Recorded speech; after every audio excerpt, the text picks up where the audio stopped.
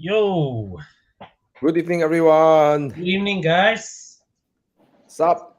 Hey, guys, if you're here, please say hi. Today, Bobby is Yes, not joining us because he's in Penang. yes, having a much deserved break with the kids. Mm-hmm. Yeah, So, yeah, Swanren, hello. So we were just while the comments and viewership are coming in, we were just having an interesting discussion earlier between myself and Con and Tana, and we found that, I mean, my experience and Tana confirms it, that the M bushes, we talk about BMW M cars, the bushings are more robust. The parts are built more robust than the actual the non-M cars. Yeah. if Yeah. Ivan Kong is here, I think he can come. He can comment on that. I mean, if you look at the part numbers, some of them, even from engine to engine, they are different. Mm. So if you go for if you go for a V8, for example, the older ones, they actually a heavier setup when it comes to engine mounts. Mhm. The bushings, the arms are different on the M's compared to what you call the non-M's. So the arm itself, the way the arm flexes, they just whole different beast altogether, So Mm. Mm. you pay for it. I But think before E92 was easier for you to put M stuff on. F30 onwards is a bit more difficult to put M stuff on a non-M car. It gets a bit more difficult, especially your car is different because why? The whole subframe is different, isn't it? It sits on the Yeah, subframe it's versus completely different. yeah, yeah, yeah. So you can't just simply go and buy a M stuff and yeah, try to I think modify it. I think like even up to E46, right? There are some people who like convert their 325 sedans into M3s, whereas there is no way you can do that You with the you you body of can't you I mean put I honestly the E46 front end I believe is different Mm. compared to the M and the non-M. But the E36 is the one that I think is the almost similar, very similar chassis and stuff. The 328, if you look at the body, if you have a 328, if you're luckier, if you go to the door panel there, you'll say 318 slash 328, some 328 slash M3.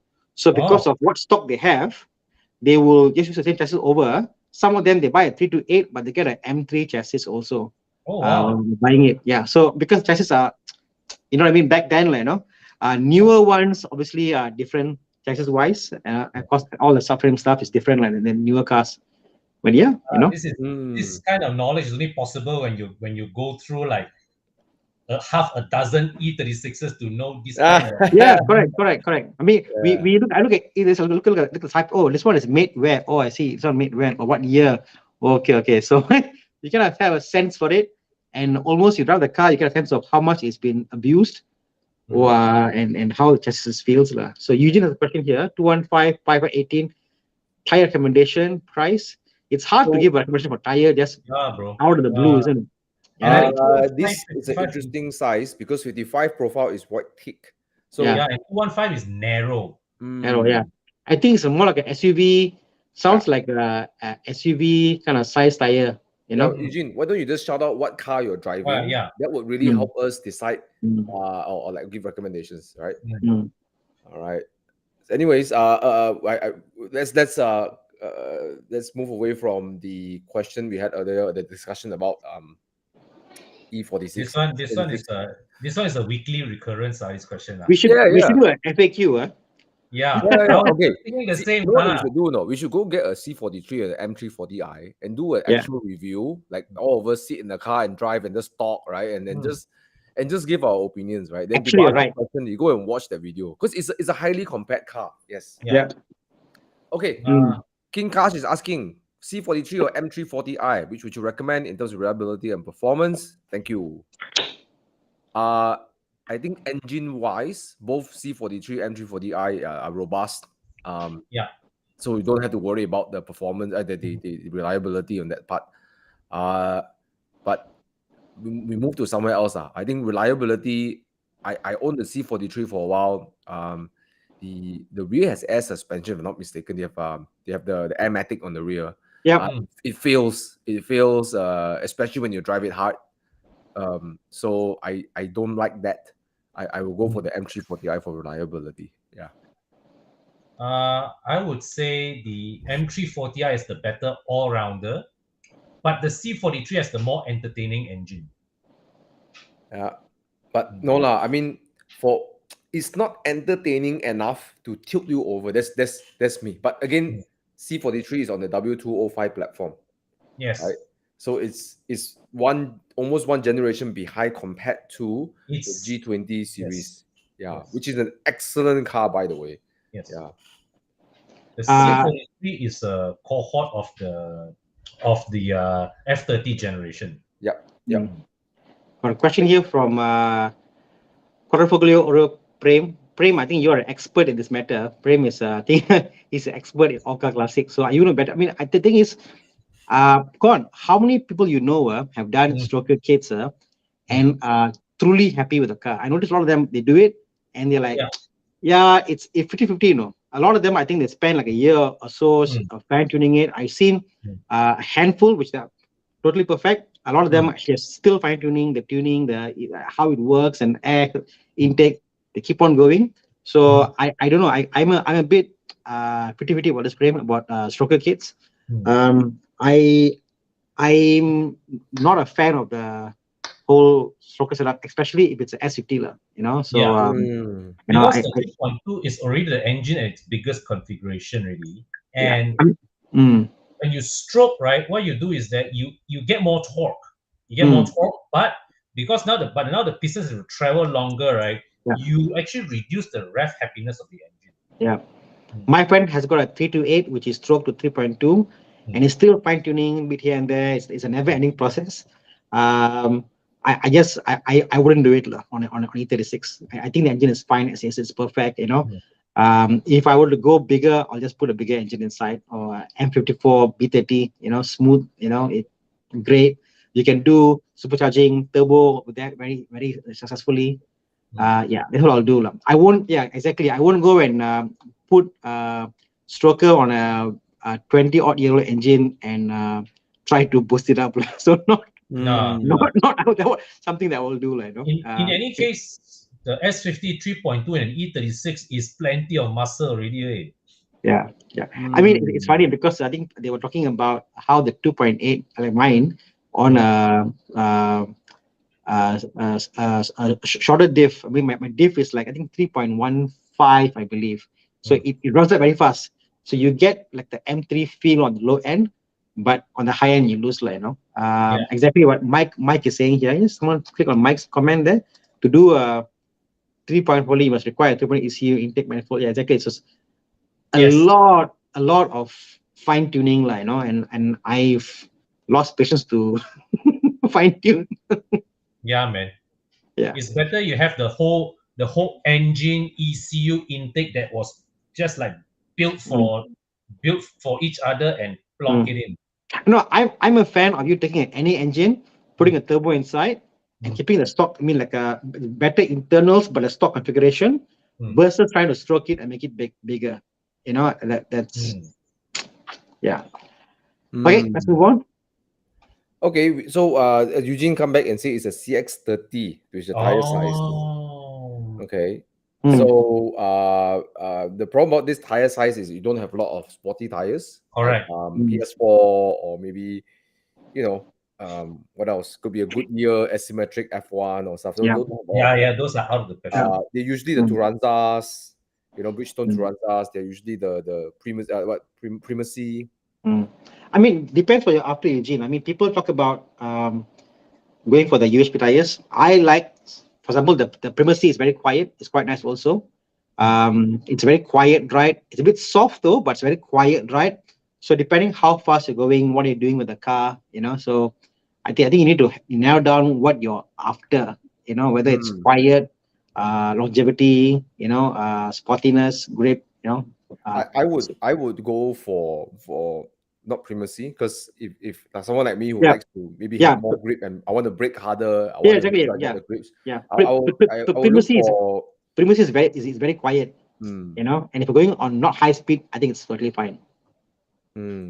But generally, these modern tires, especially you pick those brands like, you know, like what Primacy, is actually pretty damn good lah. Yeah, but I say of this tire range, I like the best in between Primacy.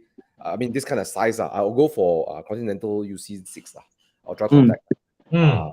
Probably it's the better tire in terms of like performance if you care about that. But if you're just a commuter and you want quiet, you want to make sure you ensure you have good tires. I mean, Primacy hard to beat lah. But It's funny, yeah. it's pricier lah. I'm a fan of Conti, but come to the quiet tires, I like the Primacy. I like Michelin. So yes, the Michelins are very quiet. They're quite wonderful to ride. But one thing I like about Michelin is that the wear is actually quite resistant, and from the beginning to the end of the tires range, it actually performs quite consistently. Yes, they are consistent throughout their lifespan. Yeah. Whereas the Japanese tend to falter halfway through, they change character, Yeah. Okay. All right. Okay. But Eugene, my recommendation is UC6 is I think a bit pricier, but I think it's worth it lah. And I like to have extra grip. We don't have to brake hard. Yeah. Okay. What else? Okay. This is the next one. Tires as again. GT compares to Conti. So I've tried some GTs. I think GT is very, very comparable right now. They make pretty damn good tires. In fact, I might go GT on my Boxster also. So yeah, they're pretty good. Okay. Well, I never driven GT. I can't say much. I know the price is competitive, but here's what I heard. I know Mr. Chigu Suresh drives Lotuses like he's super skilled. He can drift a mid-engine car and power slide it. He likes the GT. He says that this is what he likes it. In the wet, he says the tire is predictable. It's not as grippy as like the heavyweights like PS4S and stuff. But it's predictable, and that's what sometimes you want from a good tire lah. It tells you what's going on down there. And also, I think GT has a bigger range of tires for smaller tires like 18s and all that. For the UHP, opposed to like Michelin, they stop at 18. You can't get smaller tires. 19, yeah. It is. So the range is higher. I all my cars are Michelin. I'm used to the Michelin assurance. That I'm used to the feeling of it. So my Boxster is on PS4 because that's the highest I could get. They don't have PS4S for 17s. My MG is on GT.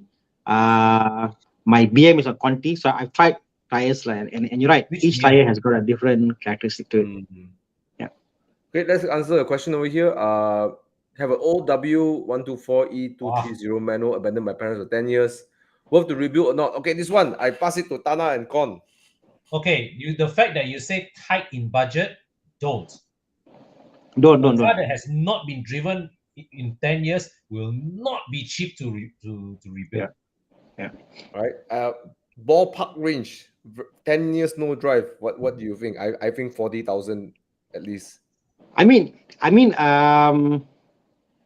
it's very depending on what is the condition of not driving, and I think if all the internals are there, if all the parts are there, then obviously it's easy to find a donor car and put inside. I mean, there's a element to it, and there'll be an easy fix buying a whole car, so that's possible, because it's nice to have your parents' car. It's more about sentimental value already. If I have my parents' car there and I could buy a donor car to do it, I'll do it, man. It's no longer about the money. It's quite cheap. If you think about it, you can buy a whole car as a donor car and do it.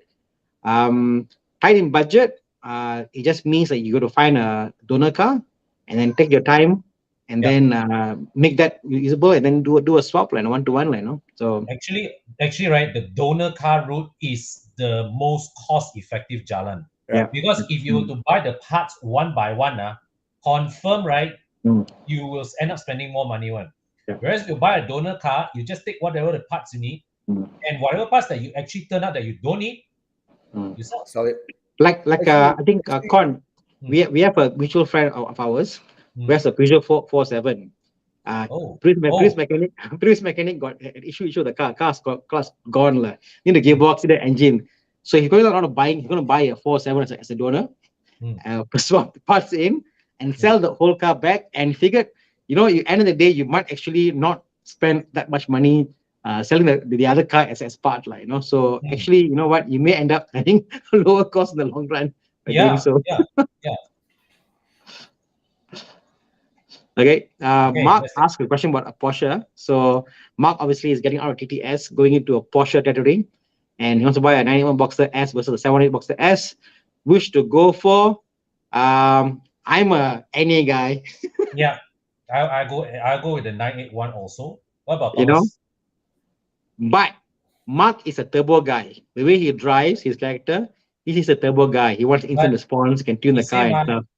which one will hold value better? My Yeah, money, the 981 will hold value better for last sure, NA. Yeah. for sure. But Mm. it's That's the problem about the Boxster S, mm, you see, if you look at the economics, right? For example, right? mm, Um, people, it's like this, right? You look like it's like stock trading, right? You ask for high price, nobody want to buy, you know. Yeah. The problem about this night one boxes, right, is the owners are asking for a price where the market don't want to pay the money for. mm, Yes, it's becoming that level, you know. At one mm. point, it's still acceptable, but I don't know why at this point, right? It's a bit hard to. It's a bit slower, lah. Mm. But Thomas, I So suppose eventually, right, when come, one or two owners lah of the Boxster S, 91 Boxster S, they suddenly said, hey shit, I need to raise money for some financial emergency. mm, That's when Yeah. when he needs the money desperately, he will sell the car at a more realistic price. Yeah. I would also think that if you think about total number of 718 in Malaysia versus Mm. 981, again, economy of scale, the supply and demand, in a couple of years, the 718 also be the proportion of the same with the 981. So look Yes. at 5 years in advance. Like in 5 years in advance, a car from 2016 would Mm. be equally loan a bit on the borderline, or like a 981. They bought a cashback purchase. And I Mm. think there are more 718 right now on the market in Malaysia because future you can't import it anymore already Yeah. versus 981. And that Mm. comes supply and demand. Supply and Yeah. demand will come yeah, through. You know? And yeah, but you see, the thing is that, right, the three of us here in this show, we would all go for the 981 if you were just to hand the keys to us and choose. But Yep. to the counterpoint to it is actually Chu Yang. Chu Yang, he when faced with the choice of getting which generation of the Boxster, he tried the 981 and he tried the 718. To him, the 718 is the better choice because the 718, to people like you and me, we will say, oh, the turbo engine, it feels very But undramatic and all that. but But but again, Chu Yang is also a person Hmm. that is very artistic. He likes Yes. pretty things, new things, but polish and he all that doesn't stuff, like the car also, bro. That's the So other But thing. what I'm trying to get at is the 718 is yeah. a more day to day, is a better day to day car in terms of the ease which it delivers Mm, the power. So maybe for someone like Mark who is accustomed to like a super tuned TTS, mm, the 718 actually may be the better fit for him.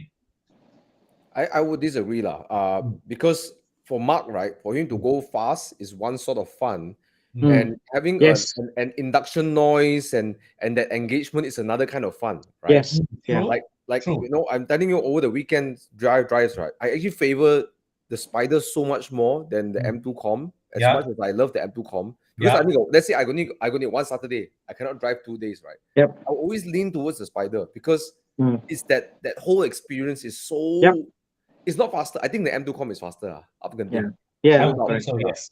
Yeah. Yeah. But I agree. I think I've come to a point that I think you don't speed and fun may not always be go hand in hand together. hey, There are cars that are only 300 horsepower V8s that are more fun than a 400 horsepower yeah. turbo car, for example. But Mark is a So fast driver, lah. That time mm, there's a ex GR Vios champion driving a 458, and then Uh, he couldn't keep up with a yellow TTS, so we know who that yellow TTS is, right? okay, Anyways, let's go quick one. Harin. Let's go quick one. This guy first. Harin, yeah. oh Yeah, The is it yes. okay to daily tuning? Yeah, I mean it's totally fine. You'll get some torque. Mostly it's more for torque, like I would say, like Yeah, yeah, the torque is it is there, and I think it's more linear. yeah. Yeah, why not? That And there's mm, and DNA's tune, right, is very very conservative. It's very safe. Does yeah, they don't squeeze every last horsepower out of the engine. So there's still plenty of mechanical reserve. So you see the horsepower gain is nothing much. It's more the torque gain lah. And the torque gain really shines when you do what you call that 0 to 60. If you think about it, your daily driving is that 0 to 60, 0 to 100, and that's where you'll feel the most of the differences in the torque. You know, the rev is happier. Nice grill. Con, what do you think? The grill, yes or no?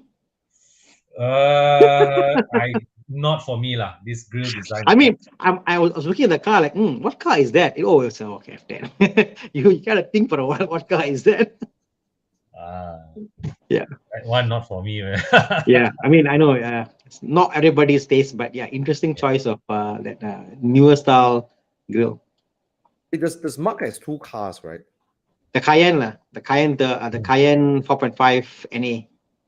Okay, got it. And the wife's T30E. Y30E lah. Yeah. There's so many cars this guy. Yeah. Yeah. Apa lagi? Oh, how about this? William Ho asked a question. Thinking of upgrading from a D-segment Japanese sedan, so advice on a G30 530i or a 540i, which one is the more sensible to go for? Just off the park, this group you ask, everybody will say bigger engine is always better. Yes. And the thing is that there are not many 540i's in the market.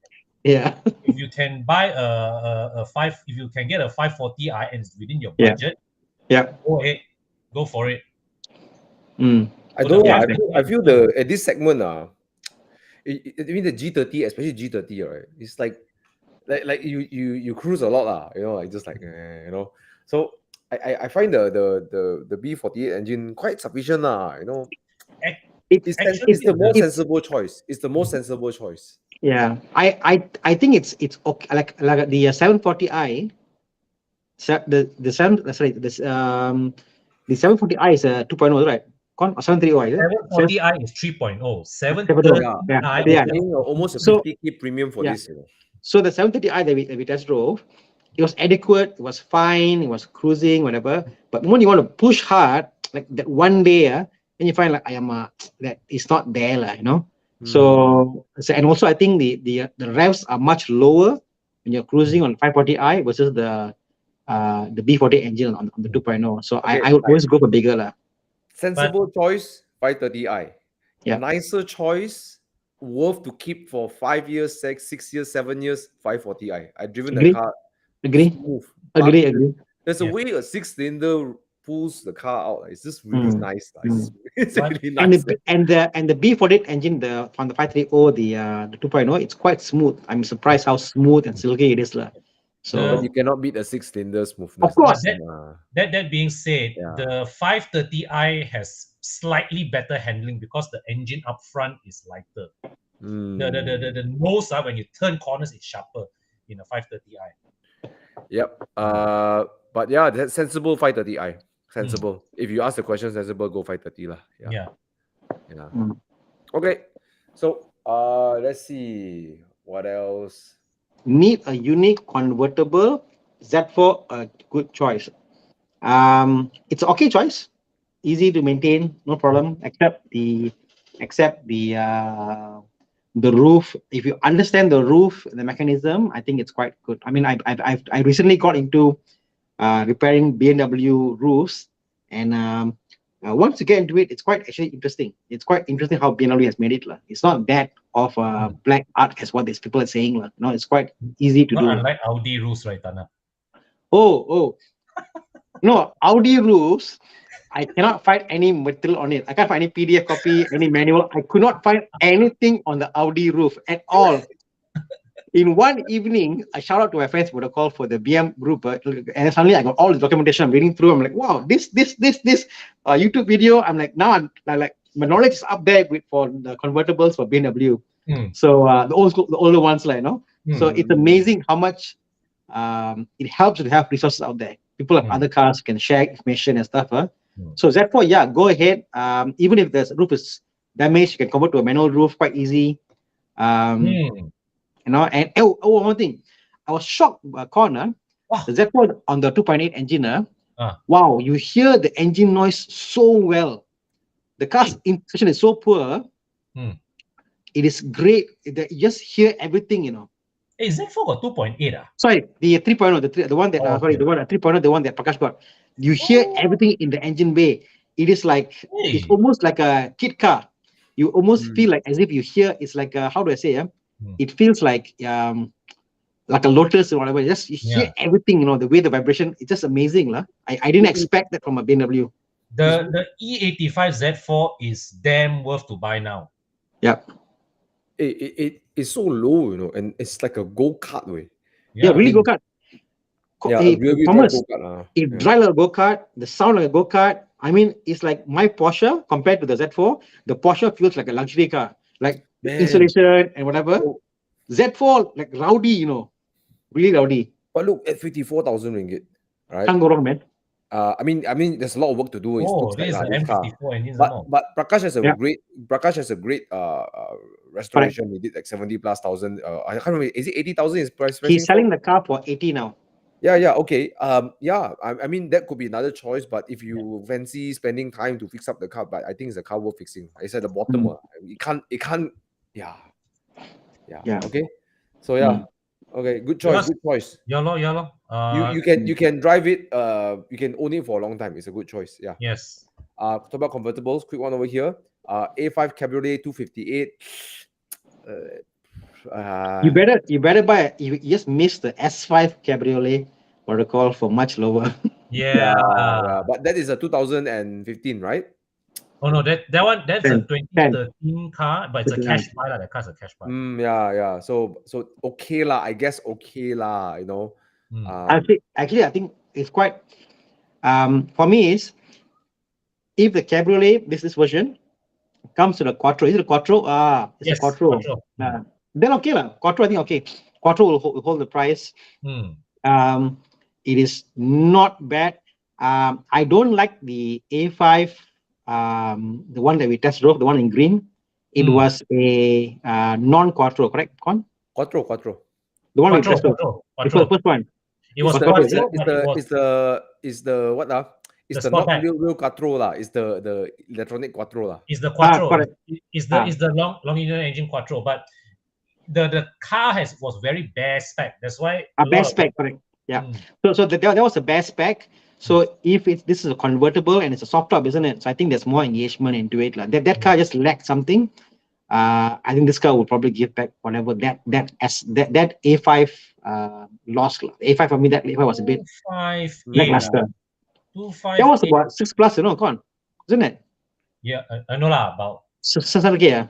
No, it was about the price of a 4 Series.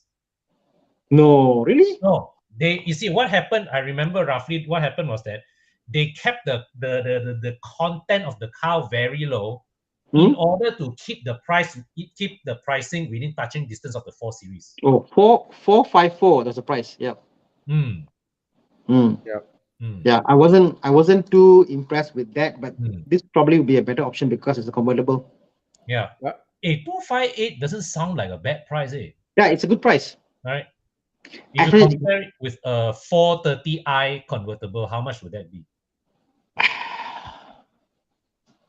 I know a 2013 is like 200+ lah. Is it? How much? Okay lah, I'm seeing a 2018 430i coupe going for 229. Right? Another one 2016 going for 2018 going for what? For 243. So 258 does for convertible sounds okay, what? Oh wow, there's a 2021 420i G22 M Sport convertible 380. Okay lah, I'll pick this lah. but it's almost double the price lah for 400K. Yeah. But it's a 420i only lor. Yeah lor. Not a 430i. Actually, it's a good bargain when you ask me. 258 for A5 convertible. Okay lah. This one at 395, right? You somehow have to send to Mike Yap to tune it up to acceptable horsepower. I mean, even the A5 Cabriolet, it's 2.0. Even that must tune up like the A triple engine. Even that needs to be 2.0. Don't need lah. Have to, Audis are ma. not meant to be driven like that, especially a convertible. No, it's heavier, bro. It's heavier. So Heavy. you You need to need have more the power. the torque to drag the weight. Exactly. It's heavier. These cars are not cheap. Not light, sorry. Anyway, Okay, we moving got a lot on. of questions. Let's speed Next through question. some of this. I'll give a Yep. quick answer to this one. Please get the sweet spot. The M1 RS is a K car. Turbocharged, don't get it. 0.6 cc. I think let's spend some time with this question over here. Yes. Asking for a friend, first car looking for sedan, budget 70K loan, retains value after 5 years. Later, there's a question from Zuan Ren. We'll come back to him about the S400H. Okay. Yes. Okay, retains value after 5 years or first second hand accepted, Altis or any other suggestion. Retain value. No car retain value. All car will drop value. Yeah. Okay. Oh, It's a depreciating asset. you get a cash buy Z4 with retain value lah. No, I mean he's looking at a new car, a newish car. And take loan. The price, all car will depreciate. It's a matter of whether it depreciate 10% or 7%, that kind of margin, I guess you want the depreciation to be closer to 10% than it is to like 50%. So if you avoid the lemons, if you stick to your Japanese brands, the stock standard, then yes, Civic, Civic can't go wrong. Their value. Yeah. I think what he meant was that what retains value better lah. So I'll be honest, in this Civic. category, what sedan Civic is the king lah. Civic, nothing retains value in this sedan range like a Civic. Nothing like a Civic. Yeah, get an early batch FC like this one, the Civic FC 1.8. I think you can consider that. Yep. Or you can get a Honda Accord. Accord depreciates faster on the first, and then it reach the middle a bit faster. So an Accord will be another good choice lah. Yeah, but I think I feel Honda has a better second-hand market than Toyota Altis lah. Correct. Yeah. I look at 2017 Accord. Look at that. Bigger car. Yeah. Better interior. I would totally say the Accord lah. Yeah. I don't know about the holding value though. I mean, I think the Accord will hold value not as good as the Civic. But the Accord, you're getting a further depreciated car. No, but you see, Thana, once the Accord reaches 70K, right, it is already at the shallower part of its depreciation curve. I mean, arguable. Okay, both are great cars. We're really picking the depreciation of both cars, right? In the next 5 years, right? You won't feel that it's a bad depreciation. You won't feel like that. 50K lah. I mean, in 4 years, it'll be a 50K car. Yeah. So it's like you won't say that this car was a bad depreciation. You won't put under that category, right? Either one would be in the same category of good depreciation, right? Yeah. Best depreciation, obviously. So the best one will be a Z4. You buy a Z4, you won't depreciate any money. 54K, bro, you buy. Bro. In 5 years, confirm 50K you can sell. No depreciation. Okay. Wait, before we go into this one, there's Zon Ren is asking about let's take the S400. I think asked a few times already, so let's help him out. His family is getting a S2016 S400H at 35K. That battery had to be replaced. Right? Actually, there's the early version of his question. Yes. He already replaced already. Yeah. Okay. So I think the thing is, what year is it? 2016. Yeah. So the battery from Mercedes was, I believe, 8 years was the warranty. Okay. So you're buying a car 16. So at least 2024, you've got the battery covered lah. And honestly, it's a new battery. Yeah, no. I mean, worst case scenario, even if it's there, it's 2024, and it's replaced. Okay. On top of that, if you talk about the hybrid versus the non-hybrid, the price difference is like what 70K difference, correct? No, S400 there was the year before. I think can we all just are we erring to the side that maybe it's not the best car to buy? No, clearly clearly the fact he said about, he's asking about the reliability, he's asking confirmation whether it's reliable or not. And clearly the answer is the car has issues. For sure. Everybody agrees. Nowadays, 135, right? Or what? Yeah, 135. But if you think about it, that you know what you're getting to, you know there's problem. Correct? There's a reason why it's priced at that price, lah. Exactly. And which is why he's asking us a question whether, hey, you can okay or not okay. Got problem, definitely got problem. Confirm got problem, you know. But even cars with problem, what you're buying is you're buying insurance because you're buying a car at a certain price point. You know, so it's totally up to you. If I was you getting into a car of a hybrid nature, I would go for something like from because right now if you buy from Auto Bavaria, Sunday collection, okay, because they team up with GMR, they are providing warranty on the full hybrid system and the battery. So you buy a car from them, a hybrid, whether it's a 7 Series or whatever car, BMW, okay, that comes with warranty, like as if it's a brand new car, and you can extend up to about 2 years. So that's something you can look into also. If you want to get a hybrid cheap price, but at the same time you want warranty, go for a BMW instead and go with Auto Bavaria, and they have teamed up with GMR, which is also our partner, because they're the only one in Malaysia which comes with backed by a bank and not by anybody else, you know. It's and an insurance company, RSB Insurance. Exactly, you know. So that's an option you want to go. If you want to go cheap, hybrid, and get a 7 Series, man. Having that said, I will still say, you know, you must always expect, you know, if you expect no problems, you'll be very disappointed. If you expect problems, you'll be okay if it happens. Okay, you know what I mean?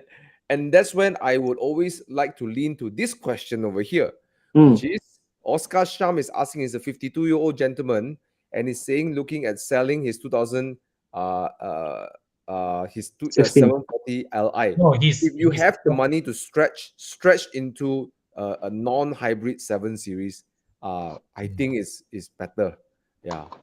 Anyways, price. luxury sedan, 52 years old. Yeah.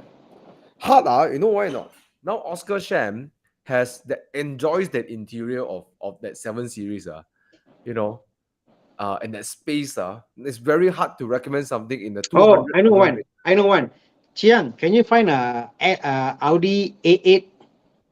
Bro, I tell you, A8, don't fight, don't fight interior with A8, I tell you, bro.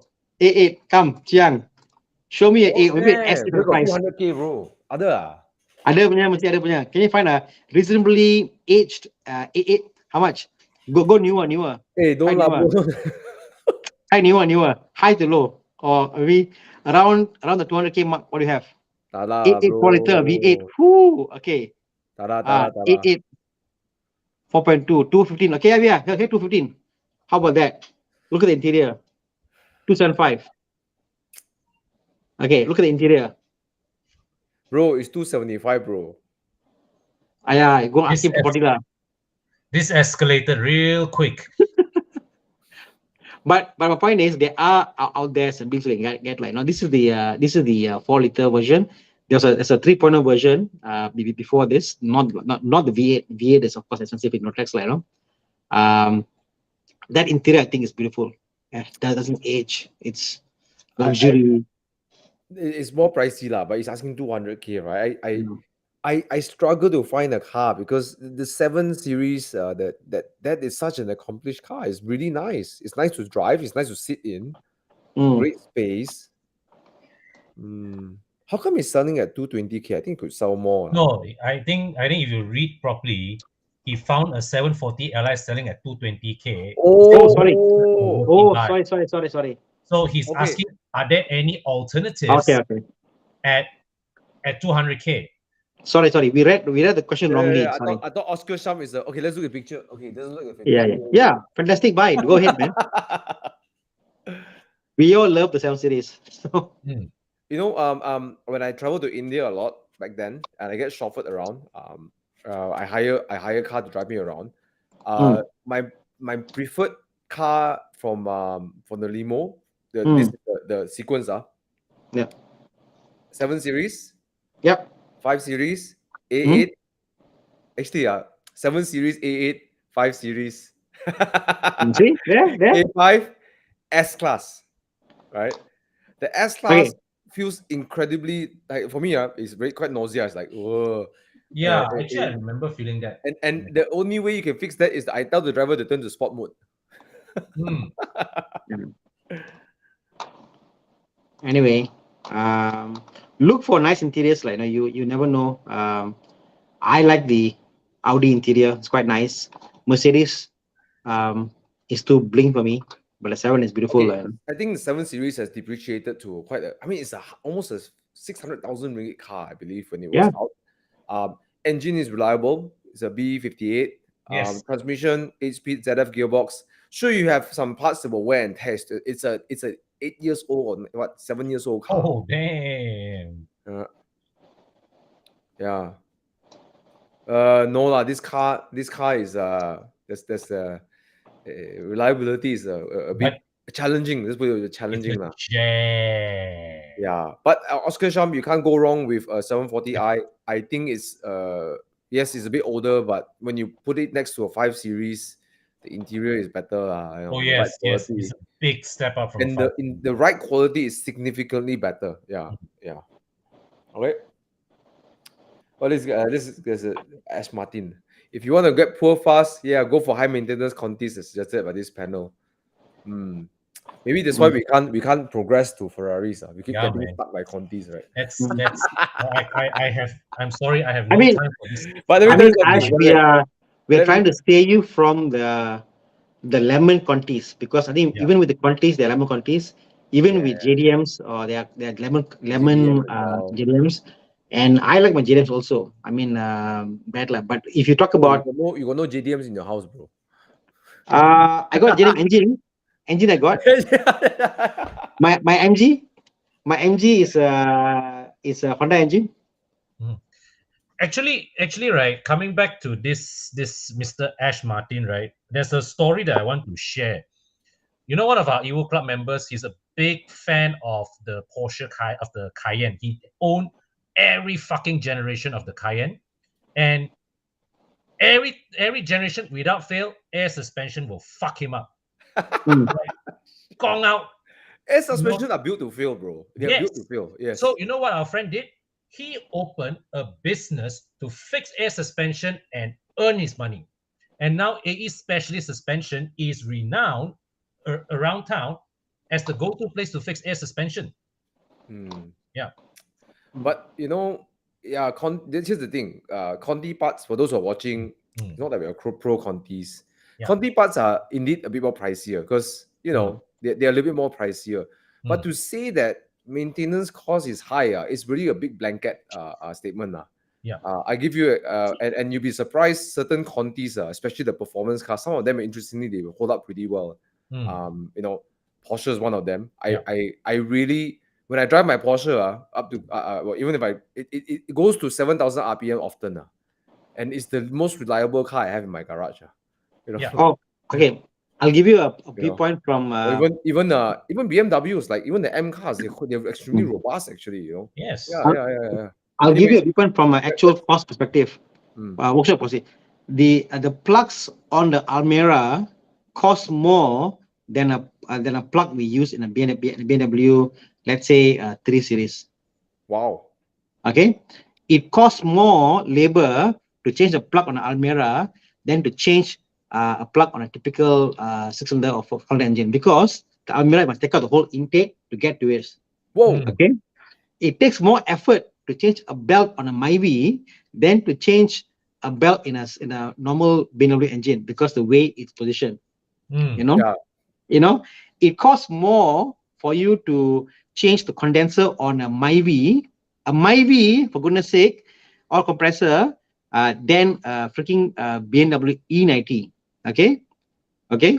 So I mean, you talk about this. I got a Myvi. Okay, my Myvi aircon fails every 18 months. If you go every 2 years, what happens? Rebuild, flush, new compressor. I always buy the new compressor. I'm like effing, but it's a Myvi lah. Okay. What the? I wouldn't Any expect that. Myvi owners, you ask them. I never 2 to expect 3 that. years. confirm one. Okay, but do you know what's a popular fix for Myvi owners for the condenser? They change to a proton compressor. You serious? Very common. It's a bracket itself. So my point being is like you can't say, oh, Myvis are great. No, Myvis, bro, Myvi gearbox are not cheap if you want to do a replacement also. So there are pluses and minuses to all cars. Yes. A battery in a BMW will last you 5 years, 4 years, easy, no 5 issue. years is considered short lifespan already. Exactly, provided you do. A battery in my Japanese cars lasts, if you don't use it, like, I don't know, very short. 2 years is 2 years are wow, 2 years are amazing already. 2 years is damn amazing way. Amazing. Okay. Talk about belt. No, I can go on, keep on going and going. But the problem is there are some workshops, because you come there, I say, what car you driving? Oh, BM, this price. They do that. So you gotta find the correct mechanic. But from a mechanic point of view, from what I deal mechanics and workshop point of view, the parts and the wear and tear in German parts, it's higher long life opposed to exactly. Mike even says, Mike owns a garage. He says, look here, CD plugs are more expensive than Contis. Exactly. Wow. Clear car, bro. I tell you, I was shocked by the prices I had to pay for this. Coil packs are so expensive for this cars. Wow. The only exception is Ford. Ford expensive Ford, I agree. Ford prices are just freaking expensive. BMW owners, right, will look at Ford owners and say, "What cheap? Wow, you wait, my thing's very cheap." Bro, after Ford, I can buy a Aston Martin, bro. That's the way I look at life. Oh yes, Parts are expensive. So to make a blanket statement, Japanese cars are bad, it's wrong. And I also feel that when I drive with Japanese car owners, most of the used Japanese cars owners Paulus is obviously drives it every week. But the thing is, their cars are not maintained very well also. I noticed a lot of the Japanese cars, because they don't know sense of what's happening. The German cars will tell you A is wrong, B is wrong, warning is there. You can't drive the car in a bad condition. Very hard to drive a Conti car, rear wheel drive with differential, multi suspension, and drive the car without sound, got any issues. A Japanese car got issue, can still go on. You won't know the problem until got issue. Then everything breaks. I tell you funny, I drove my dad's Estima, old Estima. Yeah. The car vibrating weirdly, right? There's check engine light go on. You go on often, on, yeah. right? Then I reached the Gamat, right? I reached the Gamat, right? The engine died, in the middle of the road. Like the car is driving, the car's still rolling. The car is rolling. So again, I think you must understand a lot of Conti guys. They do long mileage. They drive hard, and the cars are reliable, and they take care of the cars. So I think a blanket statement to say Conti cars are bad is wrong. And we love Japanese cars, and just to actually, I don't think our friend said Conti cars are bad. He just said Conti cars will make you poor, and to me that is indicative of a mindset problem with this guy, because he is saying that, okay, the reason why people get poor is because of their cars. No, the reason people get poor is because you don't you don't take the initiative to upskill yourself, make yourself more valuable to the marketplace, and earn more money. Yep. So like Jess Song say, thank God she found somewhere changed the plugs of filtering gate. Okay, I'll tell you a story. The Almira came to a workshop, coil plug failed, spark plug failed, and the reason was the Nissan Service Center installed the intake back, gasket broken, intake valve cover. So the intake leaked because the gasket broke, and because of that, it was pumping too much of this thing, and the coil burned, the plug burned. So sometimes, you know what, it's cheap, but you must make sure that they do a proper job. His whole car failed from Nissan. No, this is from Nissan. Warranty ended in November, okay, because the gasket wasn't put properly for the intake. So there you go. True story. Okay, now talking about maintenance. I think we spent like good 10 minutes. It's a good topic because we are the live Q&A. Although it's not asked by our participants, I think it's good to also hear both sides of the story, right? Okay, so that's very, very enriching. So let's come back to here. Left Lee, Hi guys, looking at the 2009, we talk about Japanese car. Okay, Lexus IS 150 60K, worth buy or not?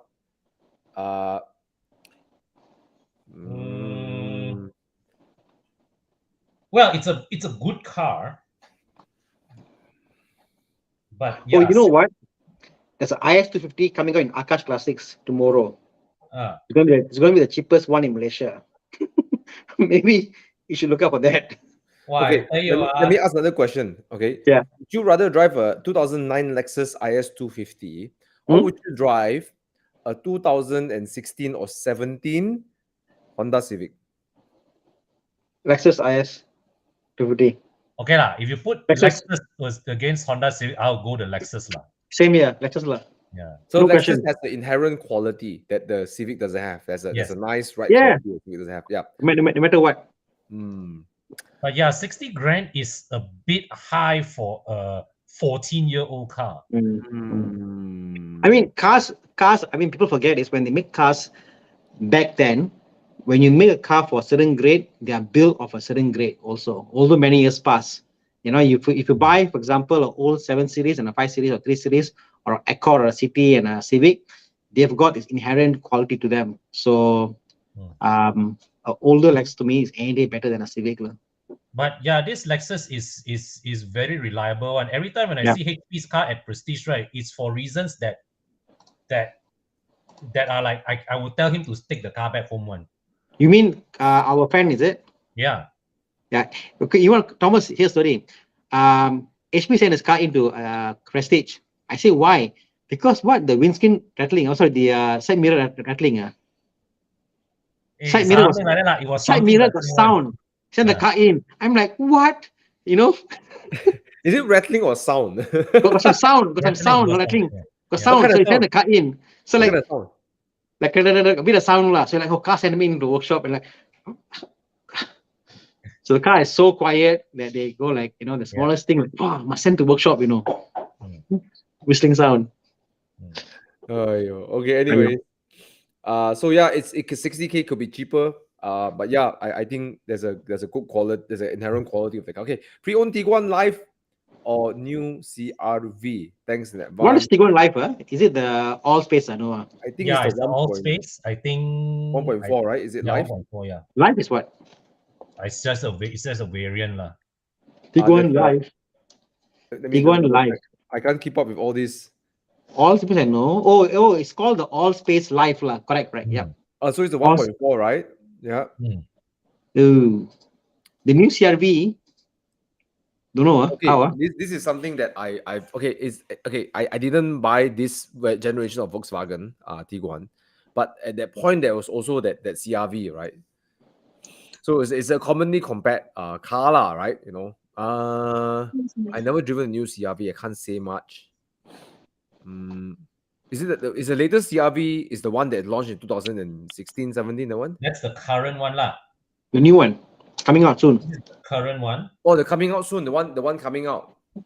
I mean, we can't compare against cars that have not arrived in Malaysia yet. But if you're talking about the current CRV, I would say the CRV anytime wins in terms of pure interior usability. The way the interior is packaged. I tell you, Honda cheating one. They give you so much space. It's very cheating one. Yes. Okay. Yes. But Billy is saying current one. Current one. I don't like how the CRV feels on the highway. Yes. It feels a bit wafty, like it's like this is. And when you brake, the car goes like that. I don't like that feeling. I can't get over it. Yeah. And the cabin quality does not feel as special or as expensive as the Tiguan. The Tiguan, you still have that feeling of plushness around you when you touch and feel the cabin. Tiguan isn't that nice either. You know. No, but you stack it next to a CRV, right? The impression is that the Tiguan's cabin is built to a higher price point. Whereas the Tiguan doesn't feel underpowered that much because of the DSG gearbox. Fantastic gearbox, by the way. Ride quality, I really feel the Tiguan has a more sophisticated ride quality. Oh And yes, no question. it's more sophisticated. It feels more comfortable, feels more assuring, so sure-footed. When you press the brakes, when you depress the brakes quickly, you need to do a quick stop. You want to take a corner. The car feels nice to ride on the highway lah. Yeah.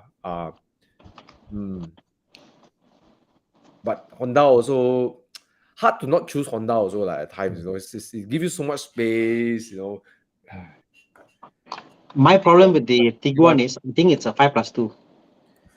Yeah, it's a 5+2. So if you got kids and you need the extra space, may not be the best option lah. It's okay as a 5-seater, but it's a 5+2 lah. The back two are just like happen to throw in there for fun lah.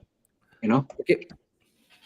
Anyways, I think we kind of answered this question. There's this person here that's asking about Mark 7. Are we okay with this, Billy Chen, already? Yeah. Okay. And then since there's two questions about Mark 7 and Mark 8 GTI, okay, so let's ask SSR. Hi guys, should I sell my W204 for Mark 8, Mark 7.5, Mark 7 GTI? Thank you. Space wise will drop lah. I would say go for the Mark 8 or the Mark 7.5. I would say go 7.5. Forget the Mark 8.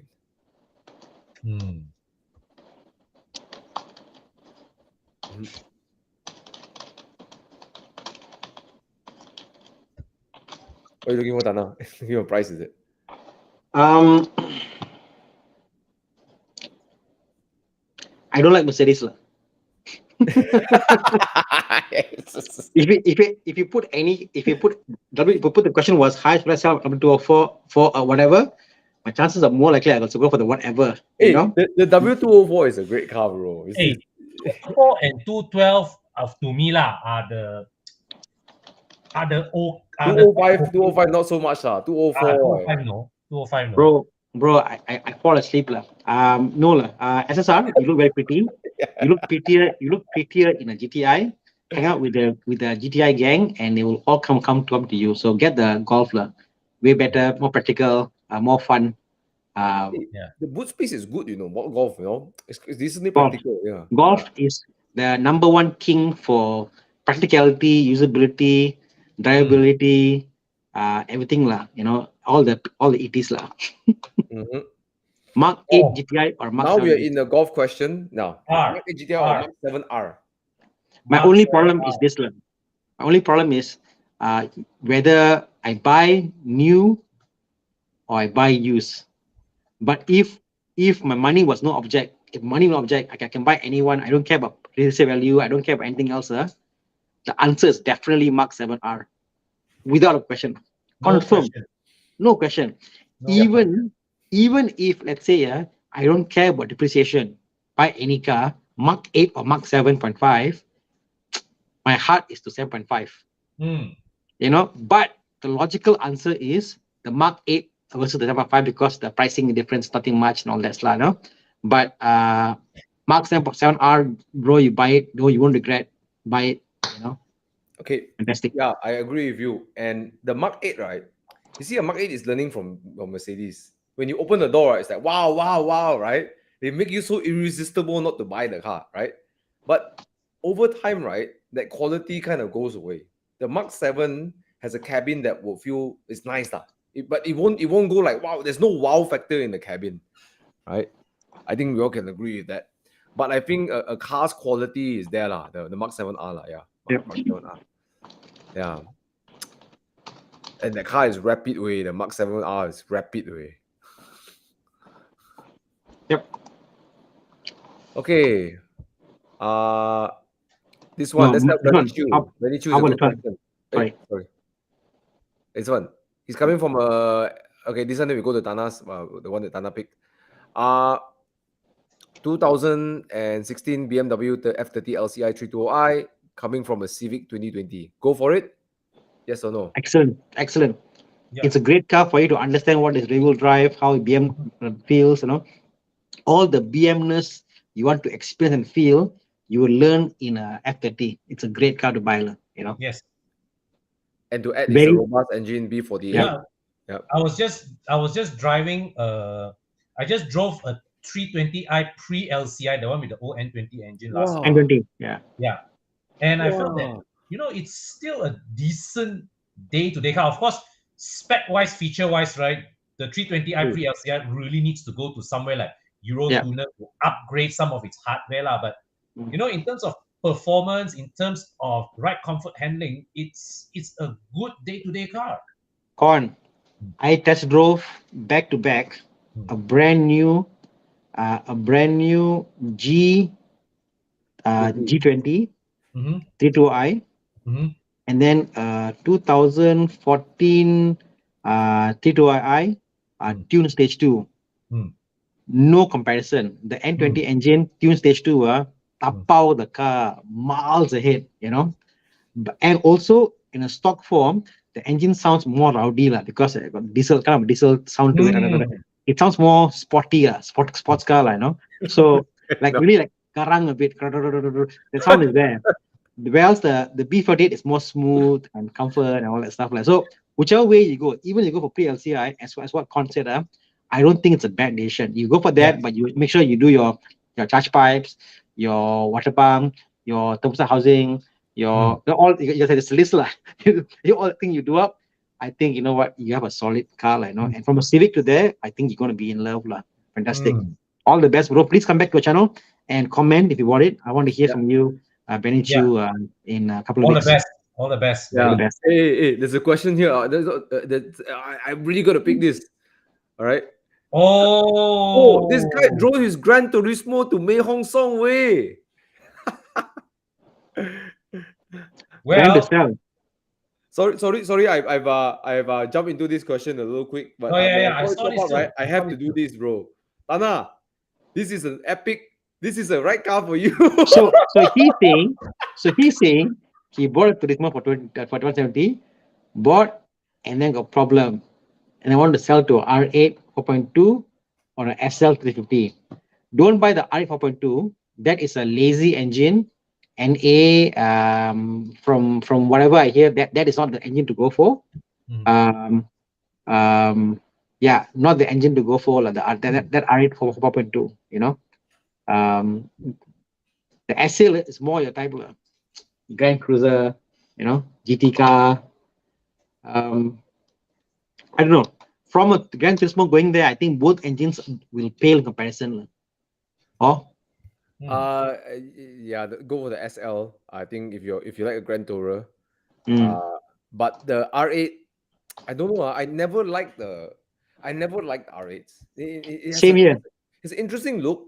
Yeah, it looks special, but I don't know. I just never really. You know what? I'm a Audi fan, and honestly, I like the V10s. They sound brilliant. V8. But the V8 is like okay, and then I just find that it's a bit comfortable actually. It's actually overly comfortable if you think about it. Yeah, look at that. I mean, yeah, you could go for this as well. Yeah. And okay, Atisha, first thing you should do is take the car to Plus Performance, and then you ask appointment with Thana and ask him how much he will buy this car for us. Like, no lah. I need to save money it's for marketing for your workshop. If you can fix a Maserati Gran Turismo, right? Okay, You know, any car can fix, no problem. okay, how many of you here watch Matt Armstrong? I was watching his channel today.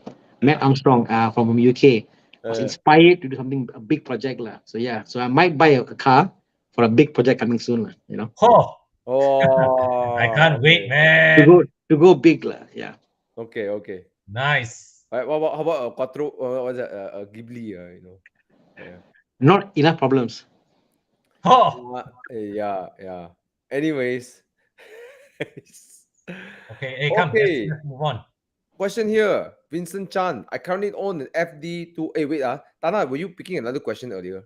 I think it was about, what is it about? I forgot what it was. Let me go ahead first. I'll go find the question. Okay. Hi, dear Con. There was an X4 LCI last year. Hope to have your review of it as well. What do you think of the X4 anyways? I am actually not that big a fan of the X4 as a product line in general.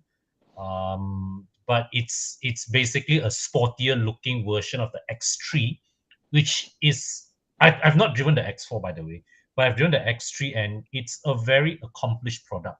So the X4 basically is it has all the good points of the X3, but dressed in a different body style.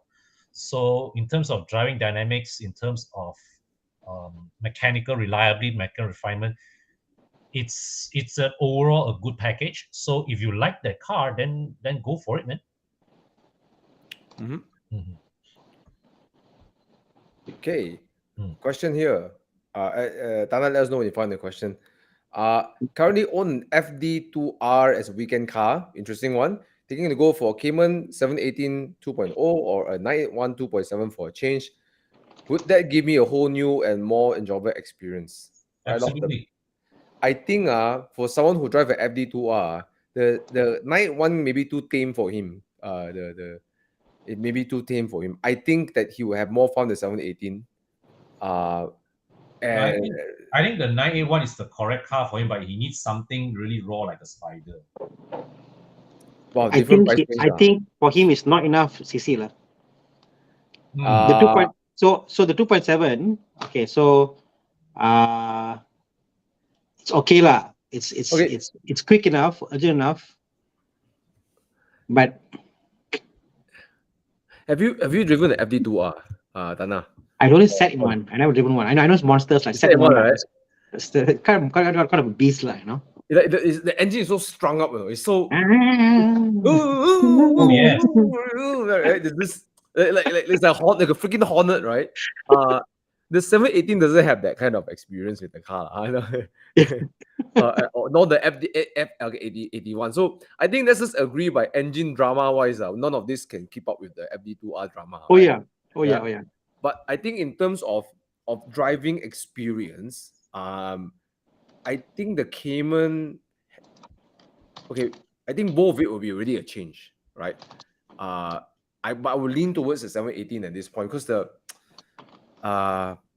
power maybe give him a different dimension of fun, because the 891 is like 270 horsepowers, okay, and coming from FD2R, yes, it's like 200, right? But I don't know, I feel like the gap is bigger when you go over 718. The gap of power is a bit bigger. Yeah. If he drives a Civic, I think 981 would be quite fun for him already. But I think if it comes to FD2R, yeah lah. But mind you, for him also is a different driving experience. The rear wheel drive. Yeah, mid-engine. Yeah. Okay, final way to do is, Vincent, test both of it. Just test both of it. You may not like the 718, or you may not like the 891. Go and test it. Yeah. But you come from such a memorable car. It's kind of tough also lah. FD2R is such a yeah. But I got one suggestion for you, Vincent. Are you ready for this suggestion? Which is this: go for the Boxster. Yep. Then you have a even newer experience and more enjoyable experience, right? Try.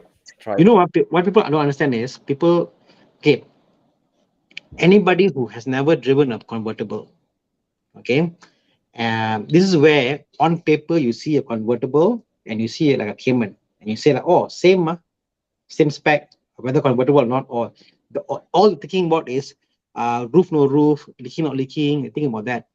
But the reality is far from truth. Convertible, you get the engine sound, you get the sense of speed. With a Cayman, you must go 180 to feel going fast. With a Boxster 140, you feel going fast already. You know, you get to hear the tires, smell everything, so that the sensation is also different. You know, so yeah, totally agree, Thomas. Convertibles for the win, it's like you get to understand why people drive bikes. You know, all these guys in their mid-40s, they go and buy bikes and they drive. It's because the open air feel, you know, and it's a safer way of to drive a bike is to get a convertible. Don't go for the bike. You need to wear a helmet. I think he's referring. I hope he's referring to the Boxster because he wrote 718. Because in 718 lingo, that's the Boxster. 718 Cayman is the Cayman. So yes, go for the Boxster. Yeah. Boxer lah. I think if it's both Boxer, yeah lah, 718 lah. 718 Boxer is okay lah. Yeah. I mean, we Okay. also know a person with a Type R who recently bought a convertible. So there you go. Oh yeah. No lah, he didn't buy. He actually just post there. Oh. June was fun buying. April Fool lah. April Fool. Yeah. Some editing on a country that being mentioned here. I don't know whether it's edited or not. Huh? What's happening? But I could Somebody give listening to you news. Okay.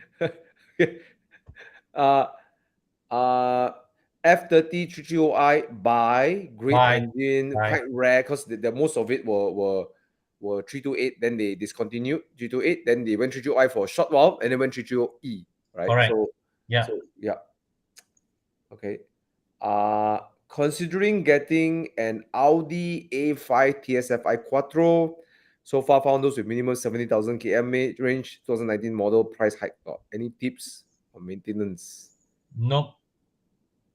In terms of red light on maintenance, not that I'm aware of. It's just that I know Thomas didn't really like the car while driving it. I hate that car. Yeah. Look, it's a great cruiser. Yeah. And when you get on a highway and you cruise in the A5, A7, whatever, it just you just melt the miles away. It's just so nice to cruise. And I driven even the Audi S4 in UK.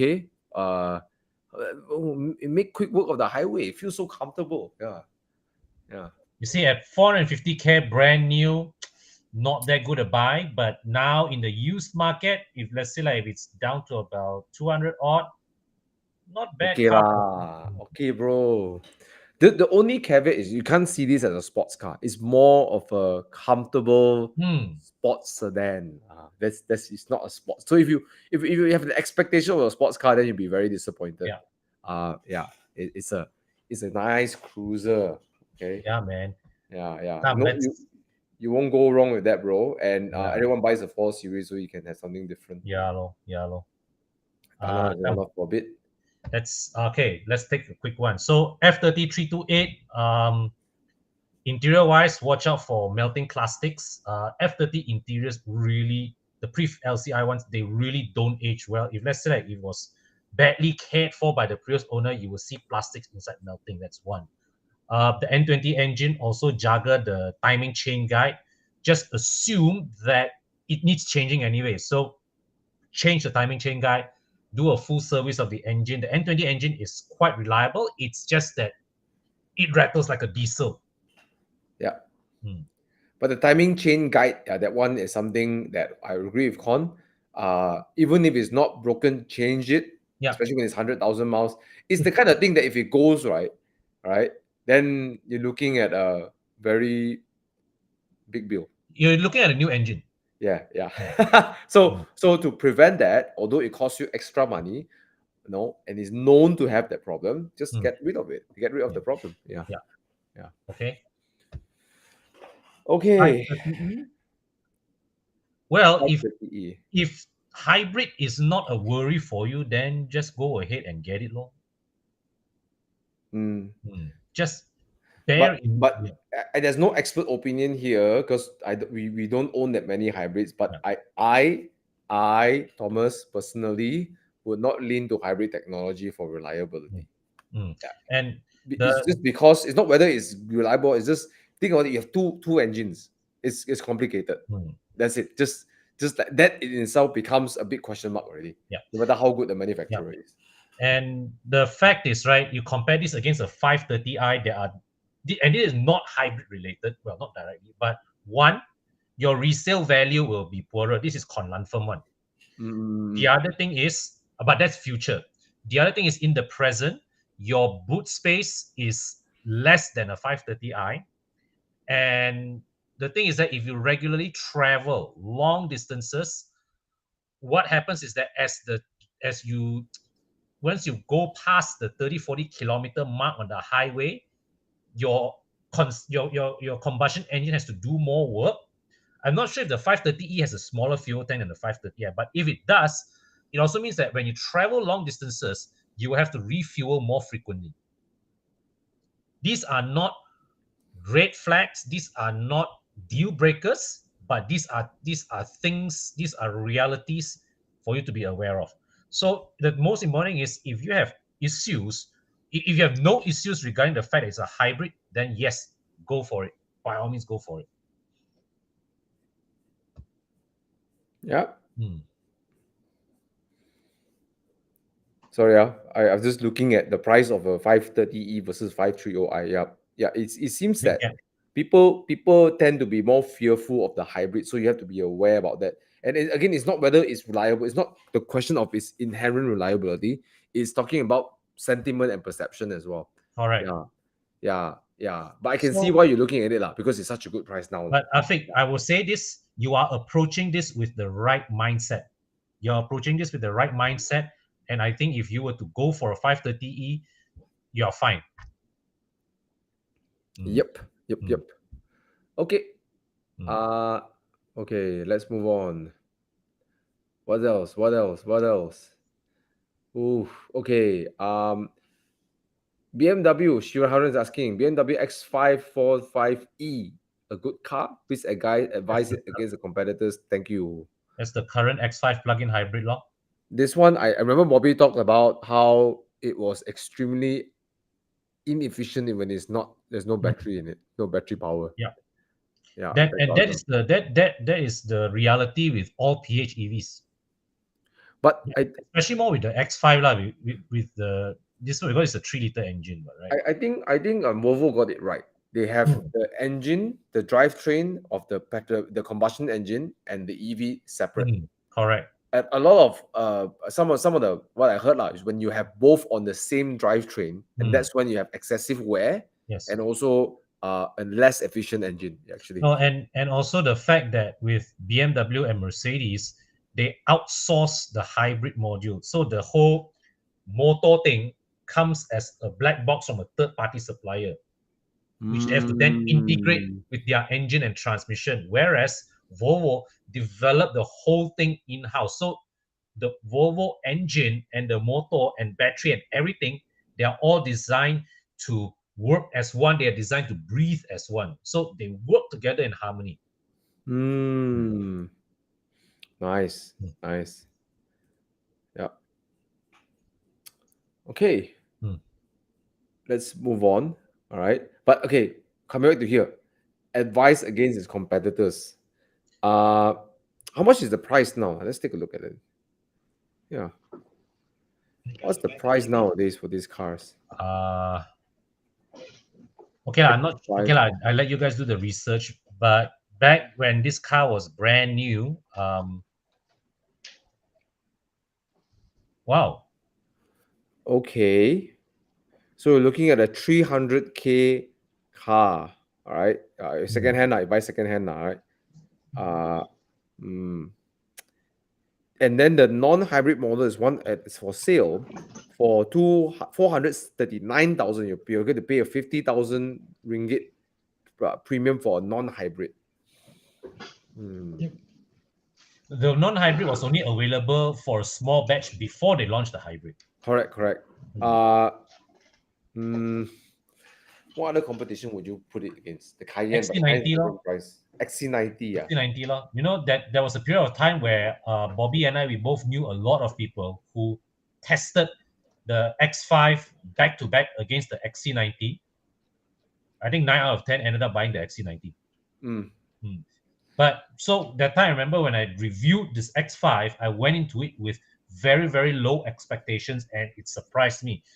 So I would say that the X5 is nicer to drive, more. It has a 3-liter engine. The driving dynamics of the X5 feels nicer than the XC90, but overall, the XC90 is a more compelling package against competitors. Mm. I would go for XC90 as Mm. well. Um, yeah, yeah, I will go for X90, and they're also I would say this, and I think I'm erring to this is you have a better resale value and a better demand for XC90 after you're using the car you want to sell it than the X5. Yeah. Okay, 2019 MX5 or 2012 Z4. Well, you want to talk about maintenance and value, actually, I don't think you can run away from MX-5, which is a newer car and a much simpler car. This generation of Z4 is which one again? That is the E89. Oh, okay. E89, not a bad car, lah. Not a bad car. I think quite a lot of good. See, you see, you're like not a bad car versus Yeah. MX-5 is like wow, right? No, because for me, right, the Z4 I would go for is the E85. Correct. That one is wow, right? But now Yeah. you're looking at it's an okay car versus a very good car, a very good convertible. Oh, your Lexus man says Z4. Oh. Lexus man haven't driven both back to back. Uh, Okay, the M. Okay. Let's talk about like performance wise, right? I dare to trash the MX-5 hard. I don't dare to trash the Z4 hard. But that being said, if you are looking at this generation of the Z4, look for 35i lah. Yes, 35. Don't go for the 23i. Yeah. Yeah, the 23i is the 2.5. Straight up question, MX-5 better maintenance and value. And I say value because it's the kind of design where you look back after like 10 years, right? People will still want to buy the car. Thana, we are not hearing you clearly, Thana. Super quiet. Can you hear me now? Very soft. Yeah, very muffled. Your voice is very muffled. Okay. You're like the background noise from Con's room like that. You sound like you are behind Con's room shouting. Yeah. Had someone, can you hear me now? Oh, perfect. Oh, yes, now you're back. I had someone in the room, so I was there. So that era would be the N20 engine, isn't it? Yeah. Yeah, so it's a very common engine. The NA engine into the turbo engine. No, I think 212 is turbo, for Z4. It is 2012 is when they transition between N52 and the N20.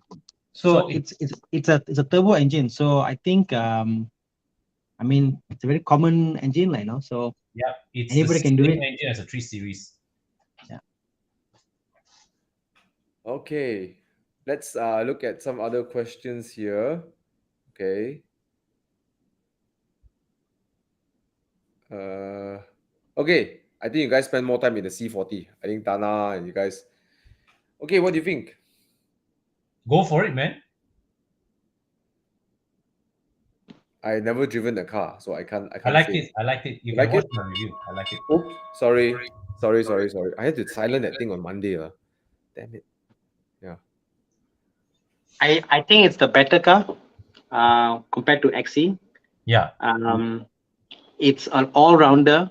It's comfortable, easy to drive, fast. Yeah.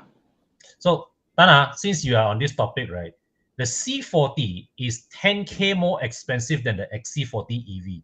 Way with it. Same platform, same performance. How would you choose between one or the other? I would resale value. Huh? Resale value. I will go C40 because it's something different lah. Resale value. Purely from maths point of view, when you sell the car back, the C40 will hold the price better than the XC. Makes sense. So no question about it. Get the C40. The C40, right? It's a bit like the X6 or the X4 versus the X3 and X5. It's just that Volvo is charged a surprisingly small premium, between this and the XC40 EV. Yeah. It's like how how we talk about the CX5. You buy the turbo version. For all the money you pay for, to give you a small red T in the back. And you're like, shit, I paid so much more extra and all I get is a small little T in the back there to differentiate. Here, you buy a car that is, that the looks itself just creates a perceived value. The thing is that, right, you look at the price gap between this and the XC40 EV, right? It's not even 10%. Yeah. The premium is not even 10%. It's more like as if the Volvo wants to make the XC40 fail. It's like I want to race out. Anybody buy the C40, please? Don't buy that. Or order more of this. Don't buy that, please. That's how I see it, So C40 for sure. Yeah, lor.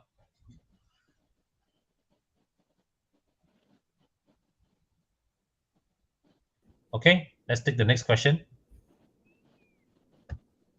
Hey, E46 325i. Any good worth the price just for fun? go for it, lor. But I don't depends on. know. I somehow rather like the E36 driving a little. Is it me or is it the E36 rear a bit more playful? It is Oh yeah, definitely. definitely The Confirm. 46 is more serious, I more guess. It's grown up. faster. But also on highway speed, the E46 is brilliant. On highway speeds, it rides more true, more flat, more square, more straight than the E36. Mm. the I like them. E36, I feel like a hooligan in the car, Yeah. Con, you have not driven mine yet. You Your drive red mine, one, you become a big Jahat hooligan. 6. Jahat 6. Yeah. Can. My car become a big hooligan. But yeah, I what? I just thought of a scene. What? If you can't get pulled over in a Jahat 6, I think they'll let him pass. If Thana get pulled over in Jahat 6, I think you get caught by. Bro, I go to police blocks all the time with the sign and they pass me. Never once they stop asking what is it. Never once. I no, imagine, right, of all the people who get stopped, right, is HP Tan. Yeah, exactly. Yeah. So Hey, you know, HP, since you're watching, right, can you help answer Emilia? Is it worth to get Lexus IS at the current price? Thanks, HB. Since you Lexus man, ma. Or if you Mm. want to sell your car, right, then got ready buyer, lor. Mm. the E46 is one of those cars that you got to go big or go home. The 2.0 it's fine, it does comfortable, quiet, it's okay. You got to go when you go to the bigger engine, then you really feel that the 3.0 is fantastic. The M54 is fantastic, the 2.0 is okay, I guess, but for what you pay for road tax and all that, do your maths, how much you want to pay for and what, Yeah. Apa lagi questions we have? Mamma mia. Okay, let's take this guy. Okay, short answer, I would say go for the G20 because you are already driving an F30. Yeah, you want to try the B48 engine, but you're going to the same cabin. So if you can hold up for the G20 and then go for a G20. I would say we should try a 5 series lah. Oh yeah, that makes sense too. Because I mean, for you, if it's an issue with pricing, bro, even an F10 for you will feel different, Yeah. I would say don't stick to the 3 series, you had the D Yeah. for a while. Actually, you're right. You just go for a 5 series and you will enjoy the experience much more. The problem with the F30 is it's just so noisy. I mean, I'll give you a comparison. You were driving the Ford Mondeo, went to Penang and back over Saturday and Friday, Saturday. And we were saying how much quieter the Ford Mondeo is than the F30. Ford Mondeo versus F30, you must put some money into the car to make it quiet. F30 isn't quiet. You are lucky because you got the diesel, so got sound, so you don't really care what sound is what, you live with it. The moment the engine is quiet, then you're like, why got wind noise? A-pillar. What sound is that? Yeah, actually, yeah, Tana is right. You should consider stepping up to a 5 series. Yeah. Unless you love the 3 series, then fine, go for it. Go and see Desmond, Autofoam, and get some proofing, and the car's fine. I mean, my car's gonna go there if I keep it. But yeah, or the G20 to drop price, I don't know how long to wait. I mean, my philosophy is buy today, live today, forget tomorrow. Don't wait something to drop. You never know what might drop. The price is something else. Today maybe price. Yeah. Well, Emilia, if you're still watching, HP has his answer. I'm not sure what he meant. Os Frudu Unforeign. Google up whatever that means. If you come from Japanese, must speak in the HP accent. Emilia, if you come from Japanese Malaysian car, then go for it, law, new experience. If not, If then not, just go all go through the Fruit and Foreign law, no. which means BMW lah, right? Yeah, yeah, yeah. Os Fruit Unforeign. Oh, what is that? I have Oh, no cheer idea, in bro. Brazil. Oh, Idiot. sheer driving pleasure, right? Oh Os my Fruit gosh. Unforeign. Oh my gosh. Wow, HP, you really always never cease to amaze me, HP. Os Fruit Unforeign. Yep. Okay, That is okay, we what it get you. means. Okay. So what else? Whoa. E300 for me. E300 lah. RC is 4 series range, right? RC is a 4 series C class category. E class lah for sure. Hmm. I like E300. Yes, I like. Tomko, you must reply to us. What is your preference? What is your style? Yes. Are you a fast driver? Do you want speed? Do you want comfort? Do you want looks? Do you want what are you for? Weekend drives, cruising. Just give us more context, Yeah. But I think just for cruising sake, right? Yeah, E300. E300 Yeah, yeah. GT Cruiser E300. It's a E300. baby Bentley, bro. Close eye. Yeah. Go for it, man. Okay. Got question here. 2.0 718 Cayman or 3.0 A90 Supra or BMW M2 competition. Wow. M2 competition lah. M2 competition lah. Actually, the Supra is a good buy. I'll go for Supra. Supra, the B58 is nice. Yeah. Yeah. Funny, yeah. I'm both a fan of Porsche and BMW, but in this case, I'll pick the Toyota. fake So you- BMW. I knew it. Fake Okay. BMW. You see, this is interesting debate I have. I had conversation I have with a friend also. He's also he's a very keen driver lah. Again, X-Ridge driver and couple. But we talk about the problem about Porsche, especially in this 718 is the competition has so much character. The M2 and the M2 right and the Supras, there's so much character. It makes it yeah. It's like it's too the 718 is too nice. Like it's too Yeah. Yeah, 718 is actually very accomplished. It is a very accomplished car. But when sorry? But it's also there's a very clinical feel to the car, There's a very clinical The nature. lack of the NA sound becomes a bit, but no doubt it's fast fast as hell the 718, right? Yeah. The 2.0 will keep up with those two in curvy roads Yeah. But yeah, I think Supra is a great choice. M2 Com would be my choice actually because I just like the look better. It's less agile than the Supra. You have to negotiate the weight, but it's fun lah. You have to negotiate with the car. Yeah. Speaking of which, by the way, Chiang, do you have a picture of my M2 competition?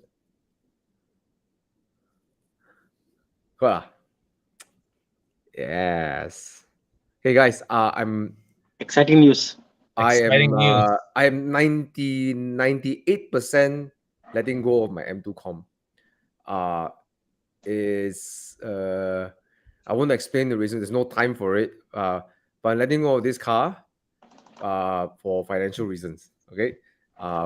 Making space for something else. Okay. But it's a step-by-step progress. I'm letting go for 268. But here's what you get. Full PPF. Coating is done. Thomas, did I hear you correctly? How much? Yeah. So you're 368. Hey yo. But so with a caveat, if everything falls through tomorrow, then it's a yes. There's one more hurdle to go through, but it's 98%. Full PPF done. What else? I got steel braided hose from hell. I got endless MX72.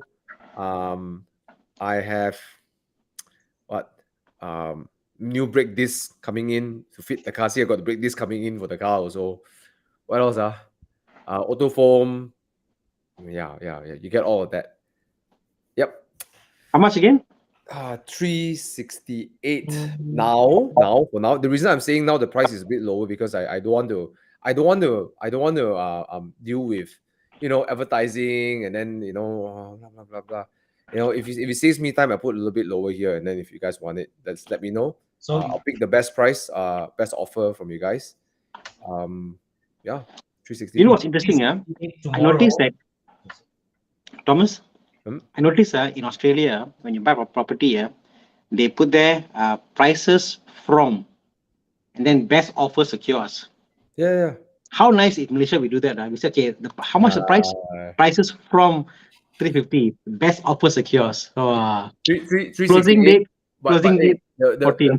The PPF is worth almost like what 18K or something, right? Yeah, and coating and everything. Yeah, and yeah, it's full PPF and tinting from Expel, right? But you got to rip out the tint when you sell the car lah. But you PPM, have to rip out only the front, correct? Yeah, the front and side. Yeah. You just do back the front and side only low. The front is the most expensive con. Yeah, front is more expensive. The front is the most expensive. But the thing is that Thomas done all the work already. What is doing a tinting, man? You don't but even when you buy a recon car, you probably change all the fluids in the car. I already changed all of it. The oils changed every 5,000 km.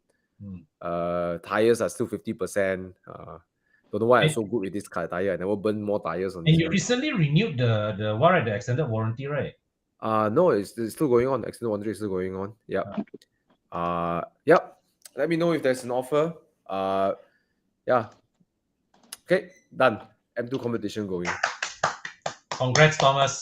Thank you. Congrats. Thana is like, I knew it. You know Thomas, what? You know Thomas. What? Wait. All I want to say is I win the bet against Bobby. I said around May, now it's April already. Bobby said August, I believe. So I win the bet. Okay, I bet there's a show somewhere here. If you look at the show here, a few months back, I said confirm May will sell the car. See? Got buyer already. Buyer already. Just contact me at Thomas Yap Official on my Instagram, DM over there. Right? Yeah. Yeah. I mean, look, if you go out and buy a Hockenheim Silver M2Com 2019, you're looking at 370 all the way to 390. Okay? Plus, when you buy these cars, you change the fluids. There's going to be another 2K plus, blah, blah, blah, blah, blah, and the rear axle fluid, gearbox fluid, blah, blah, blah, everything. You're gonna change all of that. That's going to be entailing at least another 2K, right? Tires, we might have to change that, might not have to change it. But I'm giving you new brakes, new brake pads, new brake fluids. So there's a lot of savings plus the PPF which is around 18,000 So I know is for everything included is lower than it is I understand that most are unread, so you can get better loan rates. That's why I lower my price a little bit so that you can have all of this. All right. Okay. So I put a note there. You can also contact us on our admin page on Facebook. Contact us and we can put you in touch with Thomas. Okay? Yes, I prefer not to have my phone number blasting out here. So just drop us a DM at Horizon and then we stay in touch. Thank you. All right. Okay. Wow. That's done. Wow. It was easier this side than I felt. I was like, I'm gonna sell my M2Com. Bro, can I try M2Com? I haven't tried yet, bro. Can. Thomas is a very generous man. Bro, the M2Com is a bloody hooligan way. The engine combination with that chassis is a hooligan way. Better try it before somebody puts a booking on it. Later, Thana end up buying my M2Com. Well, good lah. He's like, everything works in this car. Nothing to fix. I don't want to buy. Reject. Cancel deal. That's when Thana sell the car by August. Hey, you know what? Today we didn't mention Santa Fe, or Sorrento. The show isn't complete lah. So yes, you're right. Thomas is selling his M2 to buy a Santa Fe finally. You're right. Congrats, Thomas. Yeah. Spot on, Brian. Yeah. Wait for the video. Next one, Thomas. Tada! I bought a Santa Fe. Then I'll say, Thomas, don't. I bought your Fiat Multipla. Oh no, way. Yeah. Okay, let's move on to answer some consumer questions. Over here, do we have any more questions, guys? Just answer. So ask your questions away. We'll help you. So Cashman asked about X90. Never driven. We don't know. Specs looks Actually, good. among all of us, right, only Chiang has seen the XC90 at the X90. There you go. Yeah. Chiang, come. Let's share with us your thoughts, please. He It's won't C come out. only, Right? man. He won't come out. Okay, Hello. Oh, What are I've expensive? tried. I've sit inside the car. I can fit in the third row comfortably. Wow. Yeah. And Chiang's a Chiang tall is guy. tall, Chiang's guys, a by tall the guy. way. Yeah. And the quality is decent lah. Very good lah. Better than X70 or not? Feels like the same lah. It's a hybrid with a 48 volt. Mild hybrid, yes, with the 1.5 How's the turbo. build quality in interior? Quite good lah.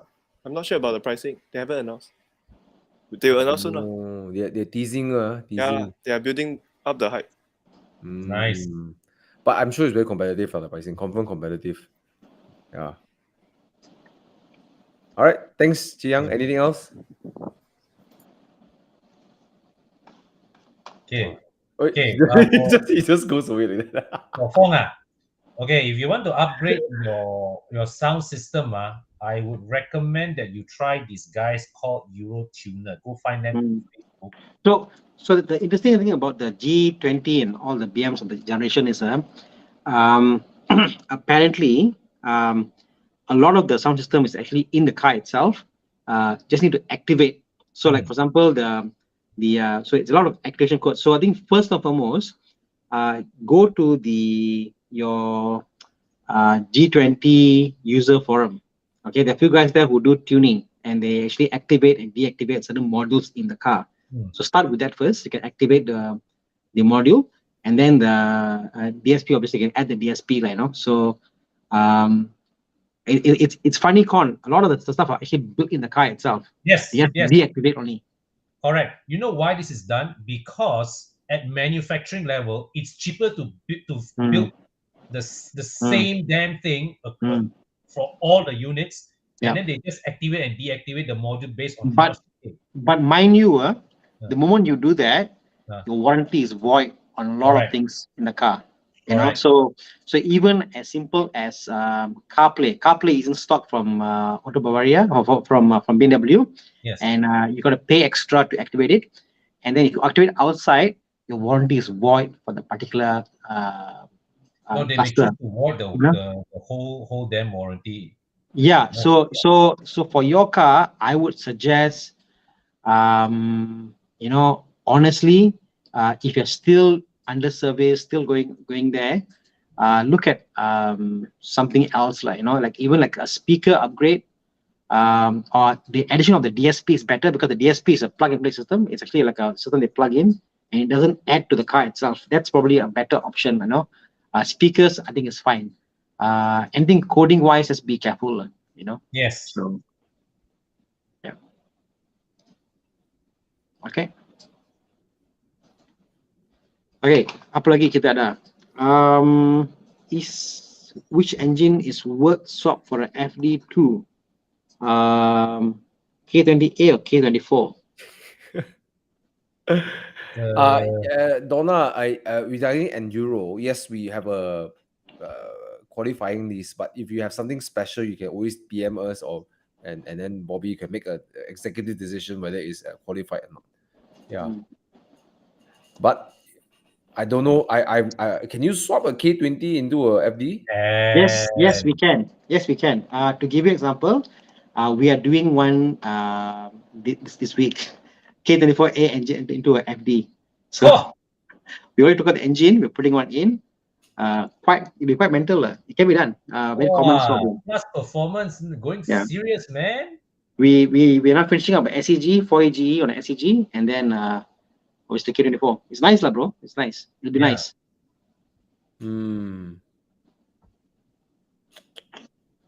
Okay. Jeff Koo is asking, what do you think about the CX-5 2.0, 2.5 turbo as a daily car for wife and family weekend car with one baby? All right. Is it reliable, the 2.5 turbo, or would you recommend the 2.5 NA? I think it's powerful. I'm not sure whether you need it. Yeah. Yeah. Yeah. I'm not sure whether you actually need it. Like, It doesn't make it more efficient, doesn't it? Yeah, The, the CX5 is perfectly okay as a 2 liter. Yep. Perfectly fine. Because it's a car that you don't want to be pushing hard also. It's a car like, like a Lexus. You get like, suddenly you feel very quiet. Your heartbeat drops 1 beat per second. You feel comfortable and driving it slower. It's not a car you push around, You get into a Tiguan, you're going to push the car hard. Like Tiguan, like, wow, it's fun. I'm going to push the car hard in Tiguan. Tiguan don't do that lah. No, what I'm saying is your mentality and how you feel, because the Tiguan feels urgent. It feels nice. The DSG gearbox, it's just nice you feel different. In a CX5, suddenly you just feel more relaxed, more calm. It's just different feel. So I think you don't need the turbo, honestly. As Con said, like, sufficient. Yes. Yeah. Okay. Yeah. Question about, can EV survive ocean flood? Yes. If you look at a lot of the EV companies, they actually do show whereby the car will go underwater, come out. EV systems are all self-contained, which means the battery is self-contained, everything is self-contained. You cannot burn the car up or short the car up by going in water. Yeah, see there? Look at that. XC40 for that. So yeah, it's a very common thing they do. All these car companies, they do this demos. You can definitely survive floods without an issue. There you go. So they put it in the tank with fishes.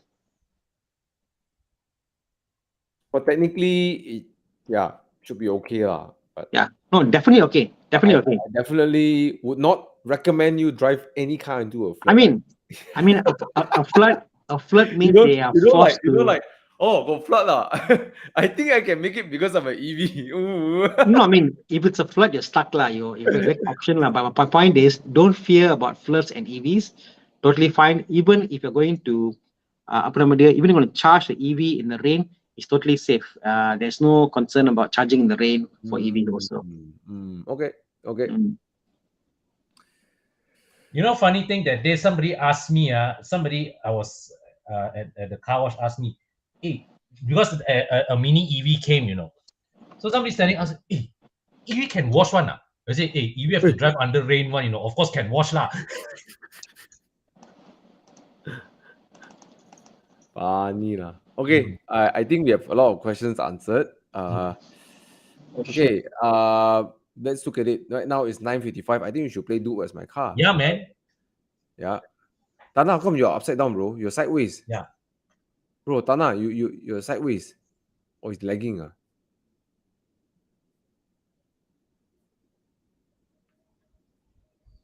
Thana is like sideways way. Yeah, man.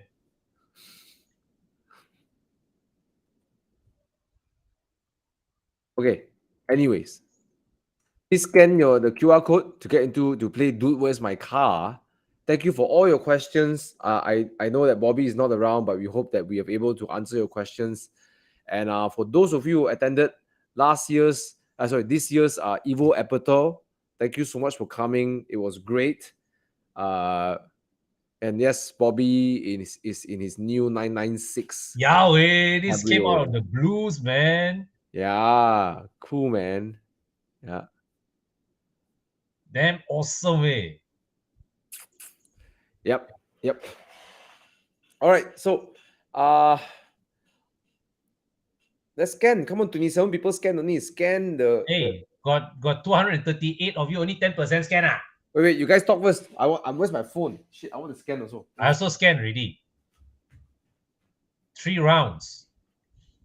Okay lah. While we wait for Thomas and Thana, I will just take whatever questions available here. Okay, Karthik. Between these, I would. Okay, what is your definition of all perspectives? Right. The Harrier is probably more practical, but if you're looking at something more to feel more upmarket, of course, is the Volvo C40 for me lah. Wait, the Right. question is blocking the Yeah. QR code. Okay, come, let's play Do As My Car. Yeah, man. All right. Thank you, Thana Jin Sui. okay, Jin Sui, how come I never see you, Jin Sui? Who, me? No, the Jin Sui, the Theophilus. Yeah.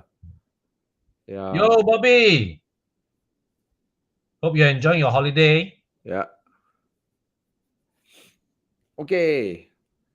3 rounds today only. Where's Thana? Okay lah. Come, let's go.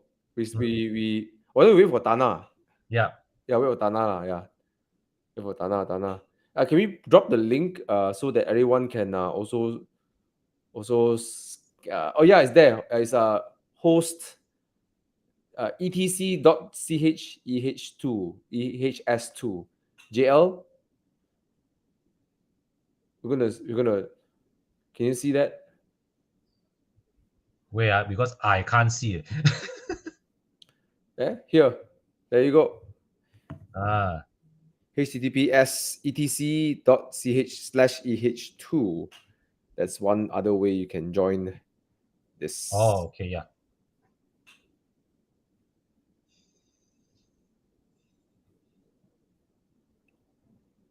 All right.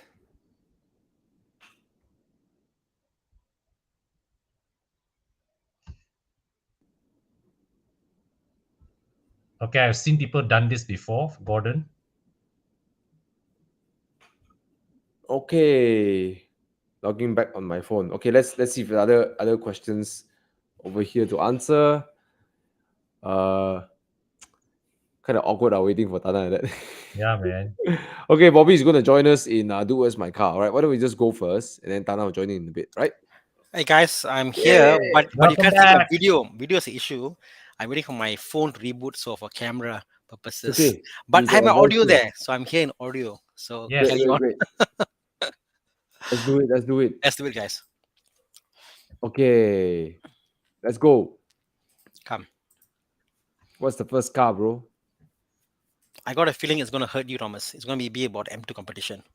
No lah, look, Honda, bro. Oh, Honda. Whoa. Ini We K take car lah, you. K car lah. Ini, look at the Ayo. there you go, Aiya. S660. I'm not a fan, lah. Okay, what else?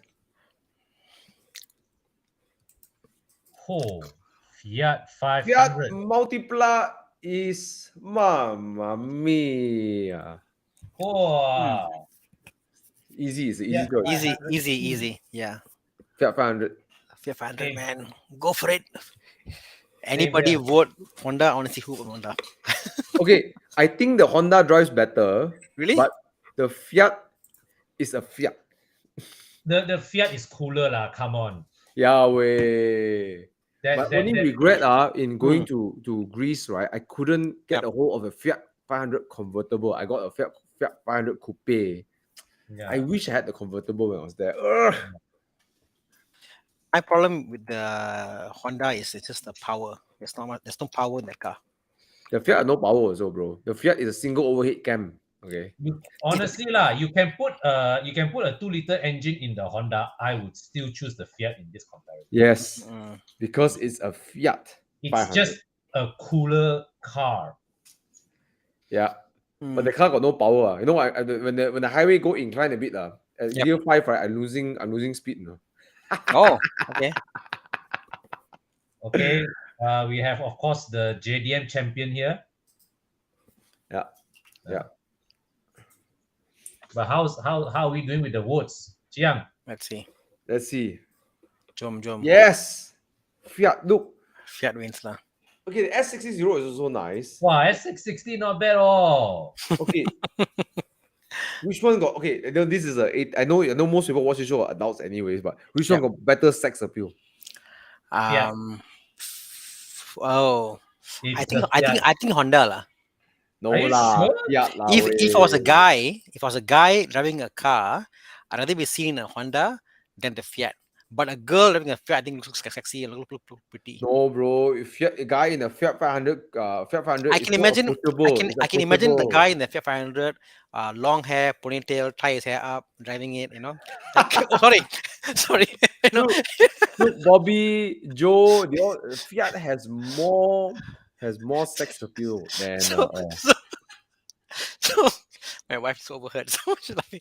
Yeah, but yeah, for me, I think the Honda get away. See, Honda get away at the age ma exactly, bro. I've seen people, like some girls say, Honda, wow, looks like sports car, Honda.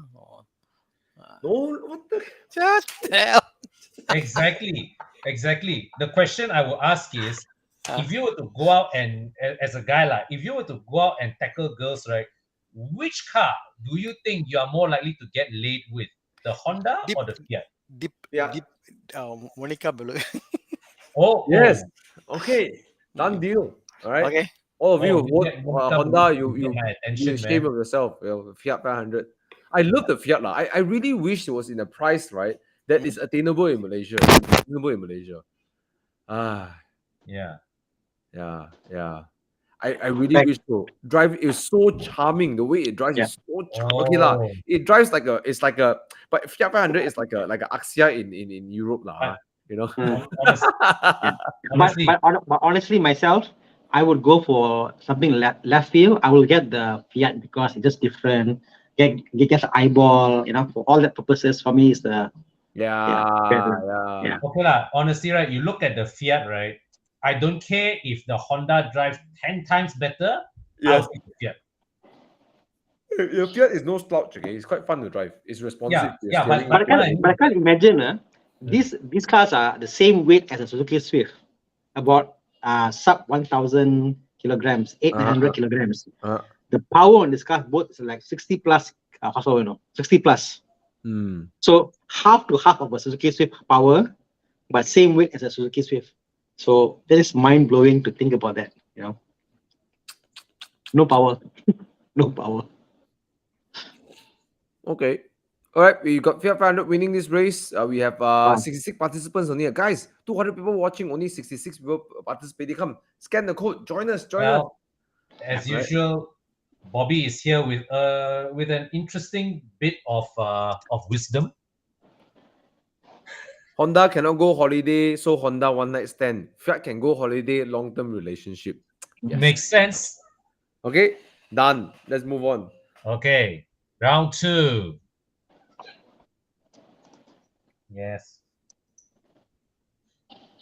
Wait. Wong Wei Hong say that, right? Fiat looks nice, but if you drive car, people think it's your girlfriend car. Say, hey, the girl come ask you, is this your girlfriend car? Well, do you want to be? Do you want to be your car? No. If the guy answers yes, if the guy answers yes, my girlfriend's car, it's not more desirable. If they say no, the girl say, really, it's your car. Okay. Okay, let's move on. No, I thought I would have responded. Boxster 86. Thana. This is it's my car lah. Yeah, but no, different color, bro. This one brighter yellow. Yeah, are you gonna flash a blue 986 bro, after this? Let me show you my current car. I'll WhatsApp. I'll send this video to Thomas. This is my car lah. I send you the current picture. Just came out. It will be out tomorrow actually. Okay. Chiang, if you can show, it's a different color. Mine's different color definitely. Mine's a pale yellow. Yours is a pastel, almost pastel yellow, right? Pastel yellow. Chiang, if you can show the color. WhatsApp to you already. Yeah. All right. Come. Chiang dapat dah? Got it, Chiang? This yellow is banana yellow. Thana what is sick banana? Mine is pastel yellow. Pastel yellow. See, it's a classic pastel yellow. Hey, your roof is colored one, ah? No, I got a hard top. Oh, okay. Yeah, so there you go. So it will be different, So yes, going back to the question, my Boxster manual or next beautiful Beautiful, isn't it? What?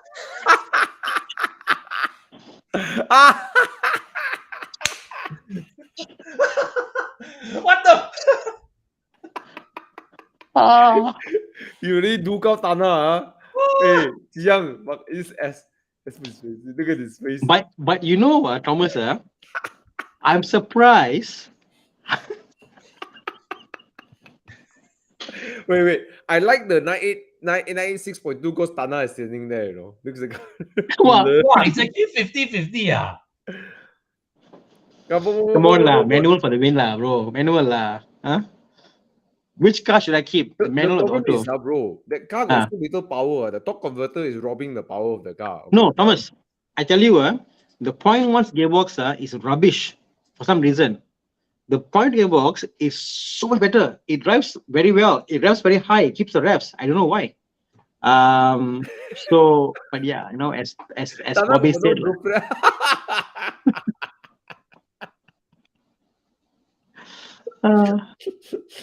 hey Bobby, don't do that. Later one day Thana regrettably have to sell his workshop and sell his car, everything. You know what happened? I can't wait. Definitely manual for sure. You know. Manual. I vote for manual. Manual. Manual can play exhaust. Yes. Okay. Let's see. 43 votes.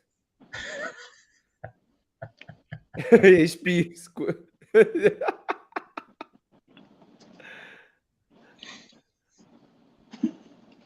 Happy wife, happy life. Yep.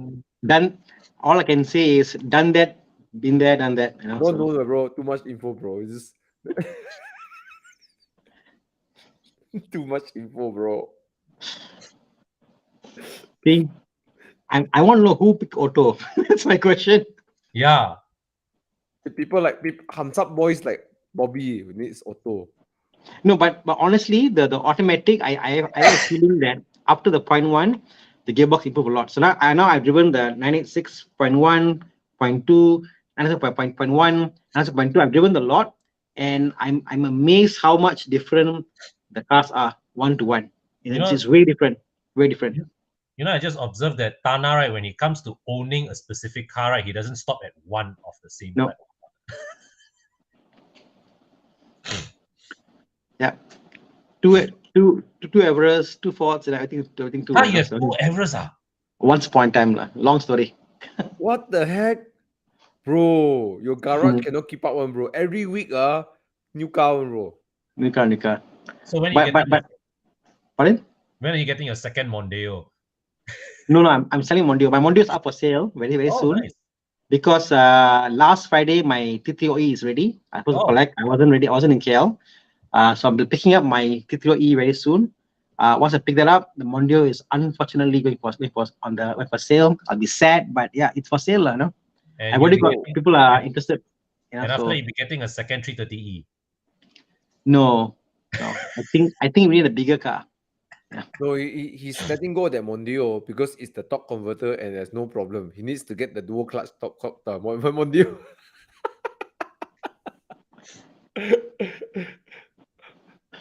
Hey, Chong Jing Eung, he said get manual, let the wife work the gears. I think we should get a multipla, right? Thana will drive the car and I will handle the clutch. I will handle the clutch and the gearbox. Bro, there's a video I put on the video on TikTok. I was driving my Polo GTI. My son was changing the gears on the Polo GTI manual. I taught him how to change gear. So first gear, second gear, you know. So 6-year-old boy taught him how to change gear. So yeah. But the multipla is different. I can put my leg in the clutch compartment there, and I can sit in the middle and change gear. You know. So you drive the car. I'm changing gear for you, bro. Your car is automatic, bro. I become your automatic. We may change the wrong gear. The wrong stick. Oh, dang. Correct? Do you want that, Thomas? Do you want that? No, you said that. What the? Maybe you want that. Maybe that's the reason why. You talk about that. I'm talking about the manual box, bro. What are you talking about, bro? Okay. Let's Thana go to the thinking next soup question. gearbox already lah. I Round think. 3. Yeah. Okay, so the winner is the manual. Okay, let's go to round 3. So all majority people like to play with sticks. Okay, that's what Yep. it means. Oh, 360. Yes, 360 Moderna. oh, spider. Spider. Oh, okay. What's next? Oh, Porsche. It's a Porsche. 996 Porsche. wow. No fight lah, bro. No fight Oh, lah. 360 Spider. No fight lah. Yeah. Sorry lah. 336 it's a 360 lah. No fight lah. Yeah. Uh, yeah, Bobby, no lah. This one I'll get at 360, Bobby. 360, no fight lah.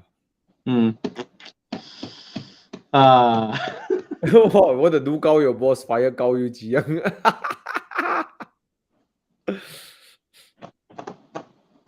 But the 911 got 4 seats. hmm. No lah. The 360 Spider lah. Yeah. Okay lah. I voted for the 911. The 360's exhaust noise, this engine, is so wow. You know, I want to make space in my garage for something really unreasonable. That's the reason why I was getting the Countryman. For me, my girlfriend to share one car for my practical needs. So eventually, one car can be very practical. Maybe it's a 360, like what Alex had. All Maybe right. it's the Alpine A110. Maybe it's a Yeah. maybe it's a 458 or something. I don't know. You know. That's what we are talking about, Thomas. Right. Or maybe it's a E46 3 Series. Nah, not you. That's not you, man. I was like thinking, no way lah. Thomas will sell his M2 for a Countryman, but you say Ferrari, that makes sense. The Countryman is a great car, bro. What are you talking about? It is. Hey, bro. The Santa Fe is a great car, bro. Exactly, bro. You want to compare? Santa Fe is a better car than my Countryman. Yeah. More space, more reliable, safe fuel, diesel. You know what No I like problem. about the Countryman now is when if I drive up to Genting, people will say, "Hey, bro, I got chased by a Countryman, bro." I got chased by a Countryman. You know how funny that sounds like? Yeah. Anyways, 360 Spider. Let's see the results. Oh, man. This is a trouncing. No fight. Even the 996 will not also choose 360. After driving the 360, the 458, although it's nice, right? But the sound, the way the 360 sings, I tell you, it's like you ate. It's like how to say, if you just had a 458 it's nice, all right.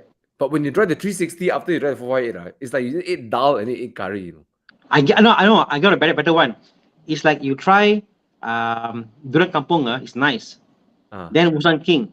But if you try a Musang King, then Durian Kampung, a bit out. That's the thing. So and it's not about sweetness or not about the speed or the sound ever. It's that vibration and all that thing you get in the car. You know? So I sat in the car and so it's quite amazing. It's crazy, bro. Very, very versatile. What is this Max Low saying? Mara Sharapova. Why? Maria Sharapova. Get chased by Santa Fe sounds more better. True. Bro, you saw that? What happened? I got chased by Santa Fe, bro.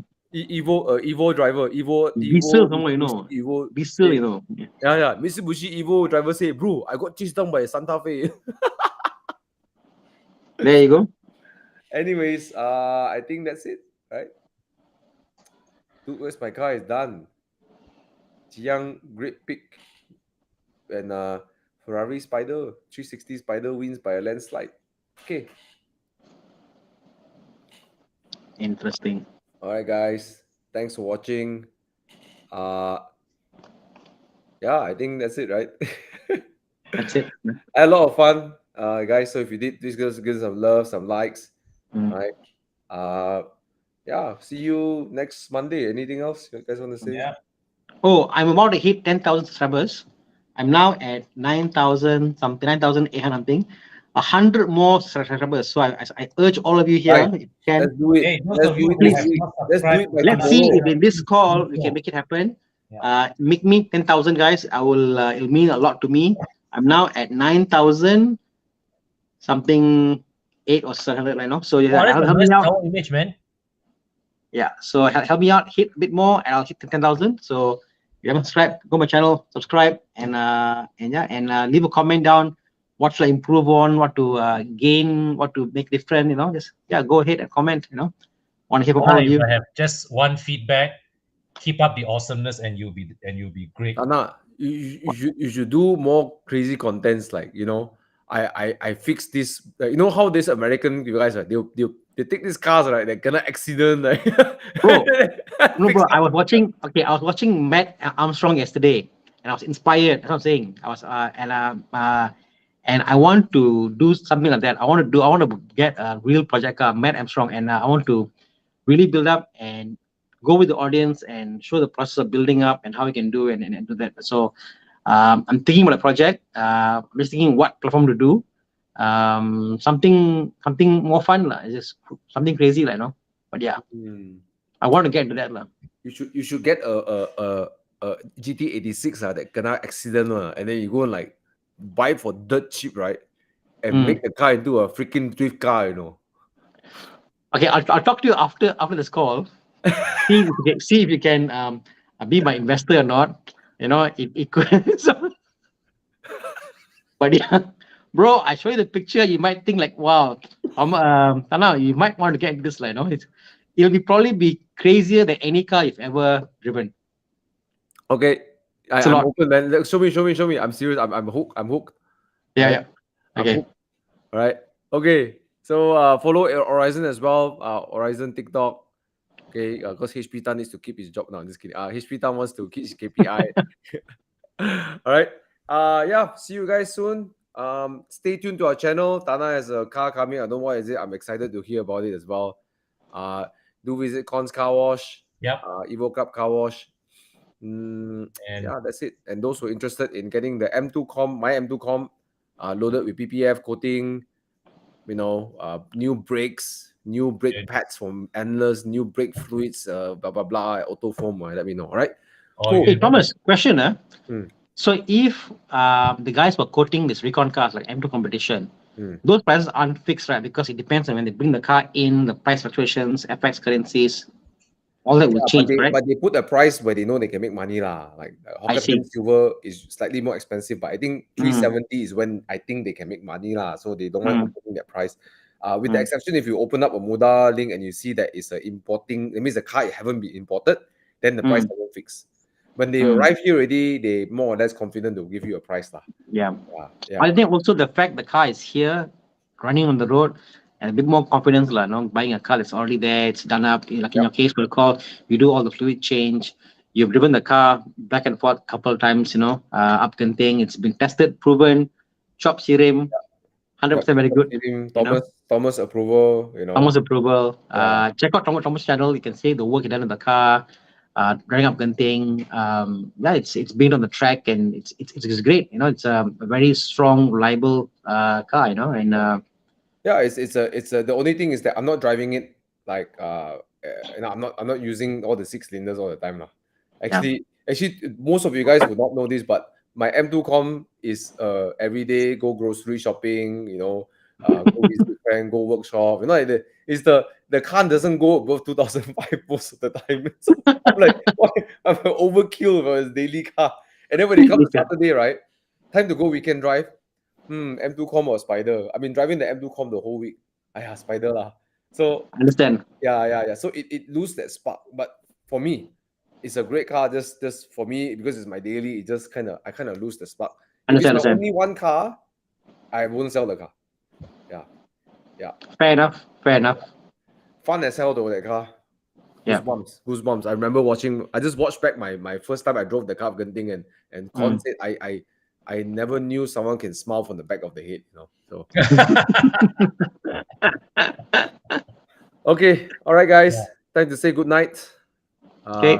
Cheers, guys. 10:30 already. Cheers. Thanks for Cheers. watching. Take care, guys. Subscribe to our channel. Bye. Subscribe Thana. Make Thana 10,000. Yes. 10,000. 10,000. Okay. Good night. Bye. Yeah.